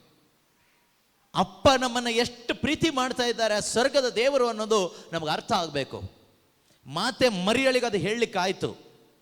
ದೇವರೇ, ನನ್ನ ಇಚ್ಛೆ ಅಲ್ಲ ನಿನ್ನಿಚ್ಛೆ ಆಗಲಿ ಅಂತ ಹೇಳಿ ಜೀವನವನ್ನು ಬಿಟ್ಟು ಕೊಡಲಿಕ್ಕೆ, ಸಮರ್ಪಿಸ್ಕೊಳ್ಳಲಿಕ್ಕೆ ಸಾಧ್ಯ ಆಗಿದ್ದು ಅಪ್ಪನ ಪ್ರೀತಿ ಅವಳಿಗೆ ಅರ್ಥ ಆಯಿತು. ಸ್ವರ್ಗದಲ್ಲಿರೋ ದೇವರು ನನ್ನ ತಂದೆ, ಆ ಅಪ್ಪ ನನ್ನನ್ನು ನೋಡ್ಕೊಳ್ತಾರೆ, ಅಪ್ಪ ನನ್ನನ್ನು ಪ್ರೀತಿಸ್ತಾ ಇದ್ದಾರೆ ಎಂದು ಆ ತಂದೆ ದೇವರ ಪ್ರೀತಿಯನ್ನು ಹೃದಯದಲ್ಲಿ ಅನುಭವಿಸಿದ್ರಿಂದಾನೇ ಅಪ್ಪ ನಿನ್ನಿಚ್ಛೆ ಆಗಲಿ ಅಂತ ಬಿಟ್ಟುಕೊಡ್ಲಿಕ್ಕಾಯ್ತು. ಯೇಸು ಕ್ರಿಸ್ತರು ಯಾಕೆ ಹೇಳಿದರು? ಯೇಸುಗೆ ಅಪ್ಪನ ಪ್ರೀತಿ ಅನುಭವಿಸ್ತಾನೇ ಬದುಕಿದ್ರು. ಪ್ರತಿ ದಿನ ಅಪ್ಪನ ಪ್ರೀತಿ ಅನುಭವಿಸ್ತಾ ಈ ಭೂಮಿಯಲ್ಲಿ ಬದುಕಿದ್ರು ಏಕೈಕ ಪುತ್ರ. ಅವ್ರಿಗೆ ಗೊತ್ತಿತ್ತು, ಒಂದೇ ಒಂದು ಕ್ಷಣ ಪ್ರೀತಿಯಿಂದ ನಾನು ಕಟ್ ಆಗ್ತೀನಿ, ಬ್ರೇಕ್ ಆಗ್ತೀನಿ ಅಂತ. ಅದಕ್ಕೆ ಹೇಳಿದ್ದು, ಸಾಧ್ಯವಾದರೆ ಈ ಕಷ್ಟದ ಕೊಡ ನನ್ನಿಂದ ತೆಗೆದು ಬಿಡಿ ಅಂತ ಯೇಸು ಹೇಳ್ತಾರೆ. ಅದೇ ವಾಕ್ಯದಲ್ಲಿದೆ. ನಿಮ್ಮ ಇಚ್ಛೆ ಆಗಲಿ ಅಂತ ಹೇಳಿದ ಮೇಲೆ ಏನಿದೆ ಅಲ್ಲಿ? ಯೇಸು ಏನು ಹೇಳ್ತಾರೆ? ಲೂಕನ ಶುಭ ಸಂದೇಶ ಅಧ್ಯಾಯ 22 ವಾಕ್ಯ 42. ಓ ಪಿತನೇ, ನಿಮಗೆ ಇಷ್ಟವಾದರೆ ಅಥವಾ ಸಾಧ್ಯ ಆದರೆ ಈ ಕಷ್ಟದ ಕೊಡವನ್ನು ನನ್ನಿಂದ ತೊಲಗಿಸಿರಿ. ನನ್ನಿಂದ ಯಾವ ಕಷ್ಟದ ಕೊಡ? ಶಿಲುಬೆ ಮರಣನ ಅಲ್ಲ. ಯಾಕೆಂದ್ರೆ ಯೇಸು ಚೆನ್ನಾಗಿ ಗೊತ್ತಿತ್ತು ಅವ್ರು ಬಂದಿರೋದೇ ಸಾಯಲಿಕ್ಕೆ. ಅವ್ರನ್ನ ಹೇಗೆ ಸಾಯಿಸ್ತಾರೆ ಅನ್ನೋದು ಅವ್ರಿಗೆ ಚೆನ್ನಾಗಿ ಗೊತ್ತಿತ್ತು. ಆ ಶಿಲುಬೆ ಮರದಲ್ಲಿನೇ ಸಾಯಿಸ್ತಾರೆ, ಅವರ ಬಟ್ಟೆ ಬಿಚ್ಚಿ ಸಾಯಿಸ್ತಾರೆ, ಅವ್ರನ್ನ ನಗ್ನರನ್ನಾಗಿ ಮಾಡ್ತಾರೆ, ಅವರಿಗೆ ಚಾಟಿ ಏಟುಗಳನ್ನ ಕೊಡ್ತಾರೆ, ಅವರ ಮುಖದ ಮೇಲೆ ಉಗುಳ್ತಾರೆ, ಅವರ ರಕ್ತವೆಲ್ಲ ಚೆಲ್ಲಲ್ಪಡ್ತದೆ, ಅವರ ದೇಹವೆಲ್ಲ ಛಿದ್ರವಾಗ್ತದೆ. ಅನೇಕರು ಅವ್ರನ್ನ ಶಪಿಸ್ತಾರೆ, ಅವರು ಶಾಪ ಸ್ವರೂಪಿ ಆಗ್ತಾರೆ, ಪಾಪ ಸ್ವರೂಪಿ ಆಗ್ತಾರೆ. ಇದೆಲ್ಲ ಅವರಿಗೆ ಚೆನ್ನಾಗಿ ಗೊತ್ತಿತ್ತು. ಅವರಿಗೇನು ಸಂಭವಿಸುತ್ತದೆ ಎಂದು ಅವರು ಮುಂಚಿತವಾಗಿ ತಿಳಿದು ಅವರು ಶಿಷ್ಯರಿಗೂ ಕೂಡ ಹೇಳ್ತಾರೆ, ನನ್ನನ್ನು ಫರಿಸಾಯರು, ಧರ್ಮಶಾಸ್ತ್ರಿಗಳು, ಸಭಾಪ್ರಮುಖರು ಕ್ರೂರವಾಗಿ ಹಿಂಸಿಸ್ತಾರೆ. ಕಠಿಣ ಯಾತನೆಗೆ ಒಳಗಾಗಬೇಕಾಗ್ತದೆ ನಾನು. ಅದಾದ ನಂತರ ಒಂದು ಮರಣ ಇದೆ, ಅದಾದ ನಂತರ ಒಂದು ಪುನರುತ್ಥಾನ ಇದೆ. ಇದೆಲ್ಲ ಯೇಸು ಗೊತ್ತಿತ್ತು. ಅದರಿಂದ ಯೇಸು ಕಷ್ಟದ ಕೊಡ ಅಂತ ಅಲ್ಲಿ ಹೇಳಿರೋದು ಈ ಯಾತನೆ ತೆಗೀರಿ ಅಂತ ಅಲ್ಲ, ಈ ಕಷ್ಟ ತೆಗೀರಿ, ಈ ಮರಣ ತೆಗೀರಿ ಅಂತ ಅಲ್ಲ. ಹಾಗಾದ್ರೆ ಯೇಸು ಹೇಳಿದ್ದೇನು ಗೊತ್ತಾ? ಆ ಒಂದು ಕ್ಷಣ ಆ ಶಿಲುಬೆಯ ಮೇಲೆ ನನಗೋಸ್ಕರ ನನ್ನನ್ನು ದೇವ ಸ್ವರೂಪಿಯನ್ನಾಗಿ ಮಾಡಲಿಕ್ಕೆ ಅವರು ಒಂದು ಕ್ಷಣ ಪೂರ್ತಿ ಪಾಪ ಸ್ವರೂಪಿ ಆದರು. ಆ ಒಂದು ಕ್ಷಣ, ಆ ಸೆಕೆಂಡ್, ಆ ಫ್ರ್ಯಾಕ್ಷನ್ ಆಫ್ ಸೆಕೆಂಡ್, ಆ ಒಂದು ಕ್ಷಣ ಆ ಪ್ರೀತಿಯಿಂದ ಡಿಸ್ಕನೆಕ್ಟ್ ಆಗುವ ಒಂದು ಸಂದರ್ಭ ಇದೆ. ಅವರು ಪರಿಪೂರ್ಣ ಪಾಪಿ ಆಗಬೇಕು, ದೇವರಿಂದ ದೂರ ಆಗಲೇಬೇಕು. ಅವರು ದೂರ ಆಗದೆ ಇದ್ದರೆ ನನ್ನನ್ನು ಹತ್ರ ಕರ್ಕೊಂಡು ಬರೋಕ್ಕಾಗಲ್ಲ. ನೋಡಿ, ನನ್ನನ್ನು ಹತ್ರ ಕರ್ಕೊಂಡು ಬರಲಿಕ್ಕೆ ಅವರು ಅದನ್ನು ಕೂಡ ತಯಾರಾದರು. ಸ್ವರ್ಗದಲ್ಲಿಯೂ ಭೂಮಿಯಲ್ಲಿಯೂ ಎಂದೆಂದು ಪುತ್ರನು ಪಿತನ ಅನ್ಯೋನ್ಯತೆಯಲ್ಲಿ ಆ ಪ್ರೀತಿಯನ್ನು ಆನಂದಿಸ್ತಾ ಇದ್ದ. ಪ್ರತಿ ಕ್ಷಣ ಆ ಪ್ರೀತಿಯಲ್ಲಿ ಯೇಸು ಜೀವಿಸಿದರು. ಆದರೆ ಒಂದು ಕ್ಷಣ, ಆ ಒಂದು ಟೈಮ್ ಆ ಪ್ರೀತಿಯಿಂದ ಬೇರ್ಪಡಲಿಕ್ಕೆ ಅವರಿಗಾಗಿಲ್ಲ. ಕಷ್ಟ ಅಲ್ಲ, ಚಾಟಿ ಏಟಲ್ಲ, ಇದು ಯಾವುದು ಅವರಿಗೆ ಸಾಧ್ಯವಾದರೆ ಈ ಕಷ್ಟದ ಕೊಡ ತೆಗೀರಿ ಅಂತ ಹೇಳಲಿಲ್ಲ. ಅಪ್ಪ, ನಿನ್ನಿಂದ ಬೇರ್ಪಡುವ ಕಷ್ಟ ನನಗೆ ಬೇಡ. ಅಷ್ಟು ಸ್ಟ್ರಾಂಗ್ ಆದದ್ದು ದೇವರ ಪ್ರೀತಿ. ತಂದೆ ದೇವರ ಪ್ರೀತಿಗೆ ಅಷ್ಟೊಂದು ಪವರ್ ಇದೆ. ಅಲ್ಲಿ ಯೇಸು ಹೇಳ್ತಾರೆ, ಅಪ್ಪ, ನಿನ್ನಿಂದ ಈ ಒಂದು ಕ್ಷಣ ಬೇರ್ಪಡುವಂತಹ, ಆ ಪ್ರೀತಿಯಿಂದ ಬೇರ್ಪಡುವ ಒಂದು ಕ್ಷಣ ನನ್ನ ಜೀವಿತದಲ್ಲಿ ಇದೆ. ಆ ವಿಷಯದಲ್ಲೂ ಕೂಡ ನಿನ್ನಿಚ್ಛೆನೇ ಆಗಲಿ ಅಪ್ಪ. ಇದರಲ್ಲಿ ನಾವು ಅರ್ಥ ಮಾಡ್ಕೋಬೇಕಾಗಿರೋದೇನು ಗೊತ್ತಾ? ದೇವರು ನಿನ್ನನ್ನು ಎಷ್ಟಾಗಿ ಪ್ರೀತಿ ಮಾಡಿದರು. ನನ್ನನ್ನು ಹತ್ರ ಕರ್ಕೊಳ್ಳಿಕ್ಕೆ ತಬ್ಕೊಳ್ಳಿಕ್ಕೆ ಆ ಒಂದು ಕ್ಷಣ ಪುತ್ರನನ್ನ, ಮಗನೇ ದೂರ ಇರು, ಈ ಒಂದು ಕ್ಷಣ ನೀನು ದೂರ ಆದರೆ ಮಾತ್ರನೇ ಇವರನ್ನ ಶಾಶ್ವತ ಕೃಪೆಯಿಂದ ಹತ್ರ ಕರ್ಕೊಳ್ಳಿಕ್ಕಾಗುತ್ತೆ. ಆದ್ರಿಂದ ನನ್ನನ್ನು ನಿನ್ನನ್ನು ಶಾಶ್ವತವಾಗಿ ಹತ್ರ ಕರ್ಕೊಳ್ಳಿಕ್ಕೋಸ್ಕರ ಯೇಸು ಕ್ರಿಸ್ತನನ್ನ ದೇವರು ತಮ್ಮ ಒಬ್ಬನೇ ಮಗನನ್ನ ಒಂದು ಕ್ಷಣ ದೂರ ಮಾಡಿದ್ರು. ಯೇಸು ಸಿದ್ಧರಾದರು ನನಗೋಸ್ಕರ, ನಿಮಗೋಸ್ಕರ. ಅಪ್ಪ, ಇಷ್ಟೊಂದು ಜನ ಸಹೋದರರನ್ನ, ಸಹೋದರಿಯರನ್ನ, ಇಷ್ಟು ಜನರನ್ನ ನೀವು ಶಾಶ್ವತವಾಗಿ ಹತ್ರ ಕರ್ಕೊಳ್ಳೋದಾದರೆ ನನ್ನನ್ನು ಒಂದು ಕ್ಷಣ ದೂರ ಮಾಡಿ ಅಪ್ಪ. ಆ ಒಂದು ಕ್ಷಣ ದೂರ ಮಾಡಿ ನಿಮ್ಮ ಇಚ್ಛೆನ ಈಡೇರಲಿ, ನನ್ನ ಇಚ್ಛೆ ಬೇಡ. ನಾವು ನೋಡಿ ಎಂಥ ಜನ ಅಲ್ಲ, ನಮಗೆ ನಾವಿವತ್ತು ಯೇಸುನ ಮಾರಾಟ ಮಾಡ್ತೀವಿ, ಬಿಸ್ನೆಸ್ ಮಾಡ್ತೀವಿ ಯೇಸು ಹೆಸರಲ್ಲಿ, ಲೂಟಿ ಮಾಡ್ತೀವಿ ಯೇಸು ಹೆಸರಲ್ಲಿ. ಯೇಸು ಹೆಸರಲ್ಲಿ ಎಷ್ಟೊಂದು ಅವಿಶ್ವಾಸ, ಮೂಢನಂಬಿಕೆ, ವಾಮಾಚಾರಗಳನ್ನ ಮಾಡ್ತೀವಿ. ಹೆಸರು ಮಾತ್ರ ಯೇಸುದು. ನಮ್ಮ ಸುಖಕ್ಕೋಸ್ಕರ, ನಮ್ಮ ಶರೀರ ಸುಖಕ್ಕೋಸ್ಕರ, ನಮ್ಮ ಸ್ವಂತ ಇಚ್ಛೆಗಳನ್ನ ಈಡೇರಿಸಲಿಕ್ಕೋಸ್ಕರ ಈ ಯೇಸುವನ್ನು ಇವತ್ತು ಮಾರಾಟ ಮಾಡ್ತಾ ಇಲ್ವಾ? ಈ ಯೇಸು ನಮ್ಮನ್ನು ಉಪಯೋಗಿಸ್ತಾ ಇಲ್ವಾ? ಯೇಸುವಿನ ವಾಕ್ಯ ಉಪಯೋಗಿಸ್ತಾ ಇಲ್ವಾ? ಅಂದರೆ ನಮ್ಮ ಸ್ವಾರ್ಥಕ್ಕೋಸ್ಕರ ಯೇಸುನ ಇವತ್ತು ದೂರ ಮಾಡ್ತಾ ಇದ್ದೀವಿ. ಆದರೆ ಯೇಸು ಅಂದು ನಾವು ಪಾಪಿಗಳಾಗಿದ್ದಾಗಲೇ ನಮ್ಮನ್ನು ಪ್ರೀತಿ ಮಾಡಿದ್ರು. ನಾವು ಒಳ್ಳೆಯವರಾದ ಮೇಲಲ್ಲ, ನಾವು ಪಾಪಿಗಳಾಗಿದ್ದಾಗ. ವಾಕ್ಯ ಹೇಳುತ್ತೆ, ರೋಮನ್ರಿಗೆ ಬರೆದ ಪತ್ರಿಕೆ 5ನೇ ಅಧ್ಯಾಯ 8ನೇ ವಾಕ್ಯ, ನಾವಿನ್ನೂ ಪಾಪಿಗಳಾಗಿರುವಾಗಲೇ, ನಾವಿನ್ನೂ ಆದರೆ ನಾವಿನ್ನೂ ಪಾಪಿಗಳಾಗಿರುವಾಗಲೇ,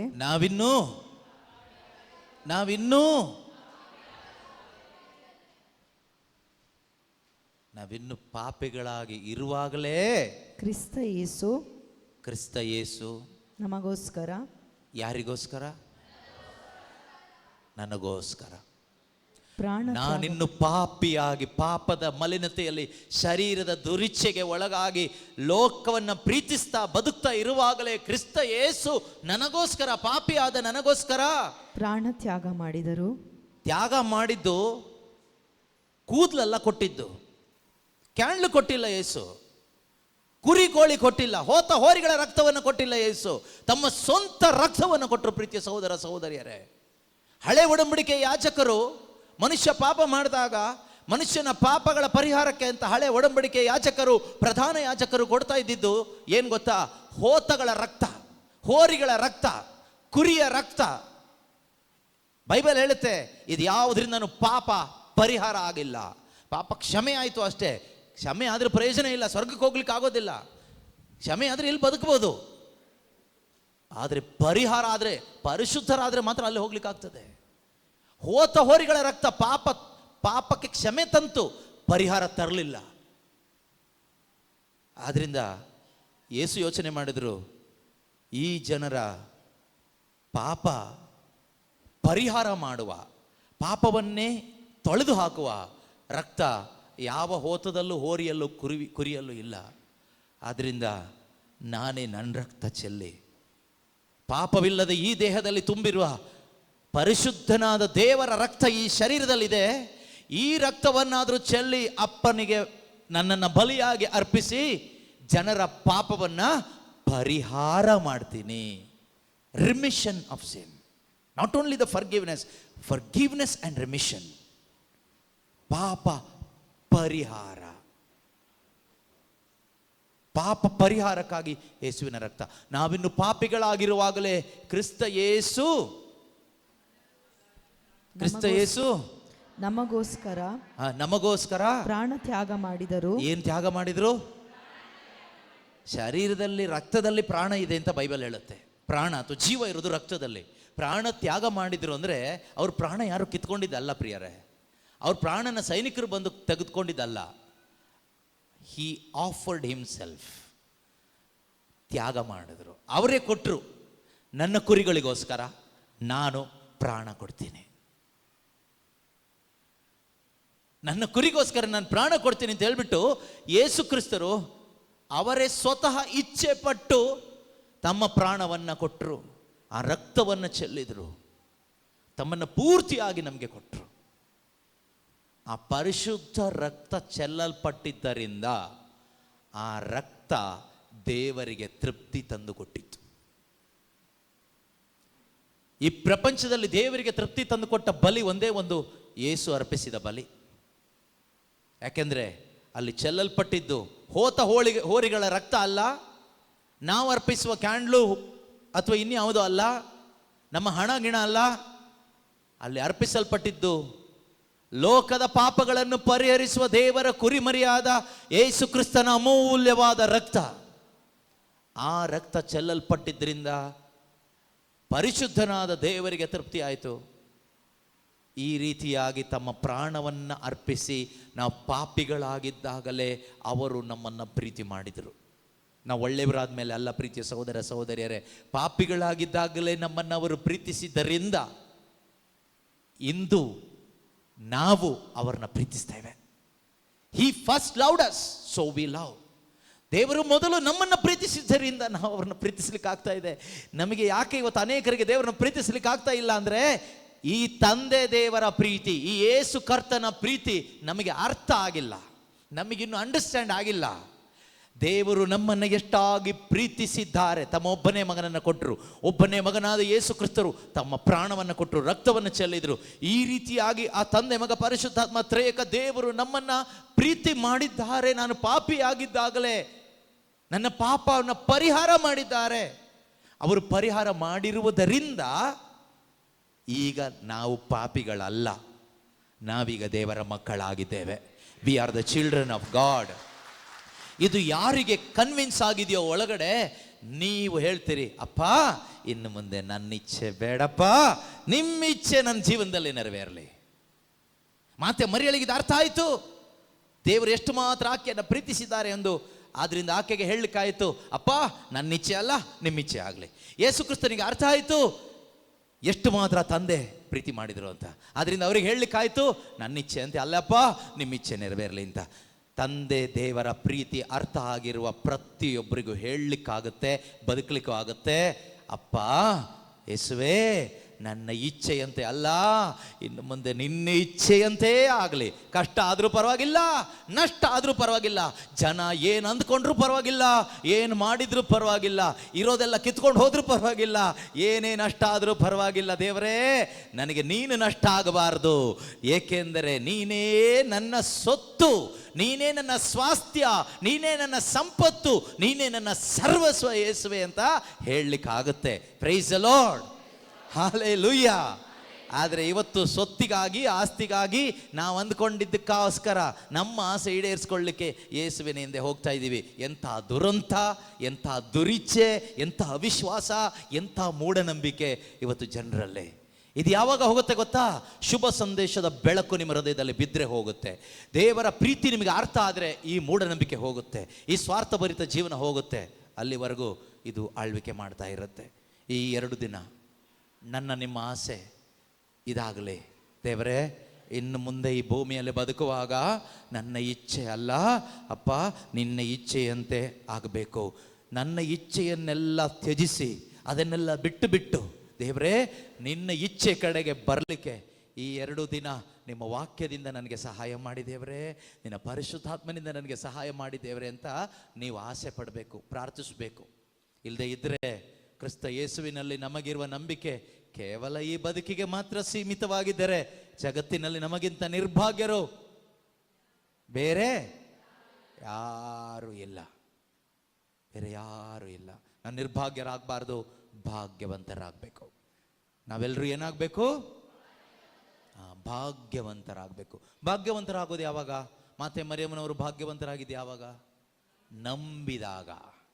ದೇವರಿಂದ ಬಂದ ವಾರ್ತೆ ನೆರವೇರಿಯೇ ತೀರುವುದು ಎಂದು ನಂಬಿ ಅವರು ಭಾಗ್ಯವಂತರಾದರು, ಧನ್ಯರಾದರು. ನಾವು ಧನ್ಯರಾಗೋದು ಯಾವಾಗ? ಯಾವಾಗ? ದೇವರಿಂದ ಬಂದ ವಾರ್ತೆ ನನ್ನಲ್ಲಿ ನೆರವೇರ್ತದೆ. ದೇವರು ನನಗಾಗಿ ಕೊಟ್ಟ ವಾಗ್ದಾನಗಳು ನನ್ನಲ್ಲಿ ನೆರವೇರುತ್ತದೆ. ನಿತ್ಯ ಜೀವದ ವಾಗ್ದಾನ, ಶರೀರ ಪುನರುತ್ಥಾನದ ವಾಗ್ದಾನ, ಪರಿಶುದ್ಧಾತ್ಮನ ವಾಗ್ದಾನ, ಯೇಸು ಮರಳಿ ಬರ್ತೀನಿ ಎಂಬ ವಾಗ್ದಾನ, ಯೇಸುವಿನಂತೆ ನಾನು ಆಗ್ತೀನಿ ಮಾಡ್ತೀನಿ ಎಂಬ ದೇವರ ವಾಗ್ದಾನ, ಇದೆಲ್ಲ ನಾವು ನಂಬಿ ಬದುಕುವಾಗ ನಾವು ಭಾಗ್ಯವಂತರಾಗ್ತೀವಿ. ಹಲ್ಲೆಲೂಯಾ. ಅದಲ್ಲದೆ ನಾಳೆ ಹೊಸ ಮನೆ ಸಿಗುತ್ತೆ ಅಂತ ಯಾರೋ ಒಬ್ಬ ನಿಂತ್ಕೊಂಡು ಇಲ್ಲಿ ವಾಗ್ದಾನ ಹೇಳ್ತಾರೆ. ಆ ವಾಗ್ದಾನ ನಂಬಿದ್ರೆ ಹಾಳಾಗಿ ಹೋಗ್ತೀರಿ, ಅದರಲ್ಲಿ ನಿತ್ಯ ಜೀವ ಸಿಗೋದಿಲ್ಲ. ದೇವರು ಹೇಳ್ತಾ ಇದ್ದಾರೆ ಯಾರೋ ಒಬ್ಬರಿಗೆ ನಿಮಗೆ ಹೊಸ ಕಾರು ಕೊಡ್ತೇನೆ ಅಂತ ವಾಗ್ದಾನ ಮಾಡ್ತಾ ಇದ್ದಾರೆ. ಕಾರ್ ಸಿಗ್ಬೋದು, ಸ್ವರ್ಗ ಸಿಗಲ್ಲ. ದೇವರು ವಾಗ್ದಾನ ಮಾಡಿ ಹೇಳ್ತಾ ಇದ್ದಾರೆ ಯಾರೋ ಒಬ್ಬರಿಗೆ ಇಲ್ಲಿ ಹೊಸ ಕಿಡ್ನಿ ಕೊಡ್ತೀನಿ ಅಂತ. ಕಿಡ್ನಿ ಇಲ್ದಿದ್ದವರಿಗೆ ಕಿಡ್ನಿ 2 ಹೊಸ ಸಿಗಬಹುದು, ಆದರೆ ಸ್ವರ್ಗ ಸಿಗಲ್ಲ. ಯಾರೋ ಒಬ್ಬರಿಗೆ ಇಲ್ಲಿ ಜೀವನದಲ್ಲಿ ತುಂಬ ಸಾಲ ಇದೆ, ಎಲ್ಲ ಸಾಲ ತೀರಿಸ್ತೀನಿ ಅಂತ ದೇವರು ವಾಗ್ದಾನ ಮಾಡ್ತಾ ಹೇಳ್ತಾ ಇದ್ದಾರೆ. ನಿನಗೆ ಸಾಲ ಎಲ್ಲ ತೀರಿಸ್ಬೋದು, ಸ್ವರ್ಗ ಸಿಗಲ್ಲ. ಆದರೆ ಪ್ರೀತಿಯ ಸಹೋದರ ಸಹೋದರಿಯರೇ, ನಿನ್ನ ಪರಿಸ್ಥಿತಿ ಏನೇ ಇದ್ರು, ಹೇಗೆ ಇದ್ರು, ದೇವರ ವಾಗ್ದಾನಗಳು, ಬೈಬಲ್ ಏನು ಹೇಳುತ್ತೋ, ಅಪಸ್ತೋಲರ ಬೋಧನೆ ಏನು ಹೇಳುತ್ತೋ, ಹೊಸ ಒಡಂಬಡಿಕೆ ಏನು ಹೇಳುತ್ತೋ ಅದೇ ಸತ್ಯ. ಅದನ್ನೇ ನಂಬಿ ನೀವು ಜೀವಿಸುವಾಗ ಮಾತೆ ಮರಿಯಳ ಹಾಗೆ ನೀವು ಭಾಗ್ಯವಂತರಾಗ್ತೀರಿ, ಧನ್ಯರಾಗ್ತೀರಿ.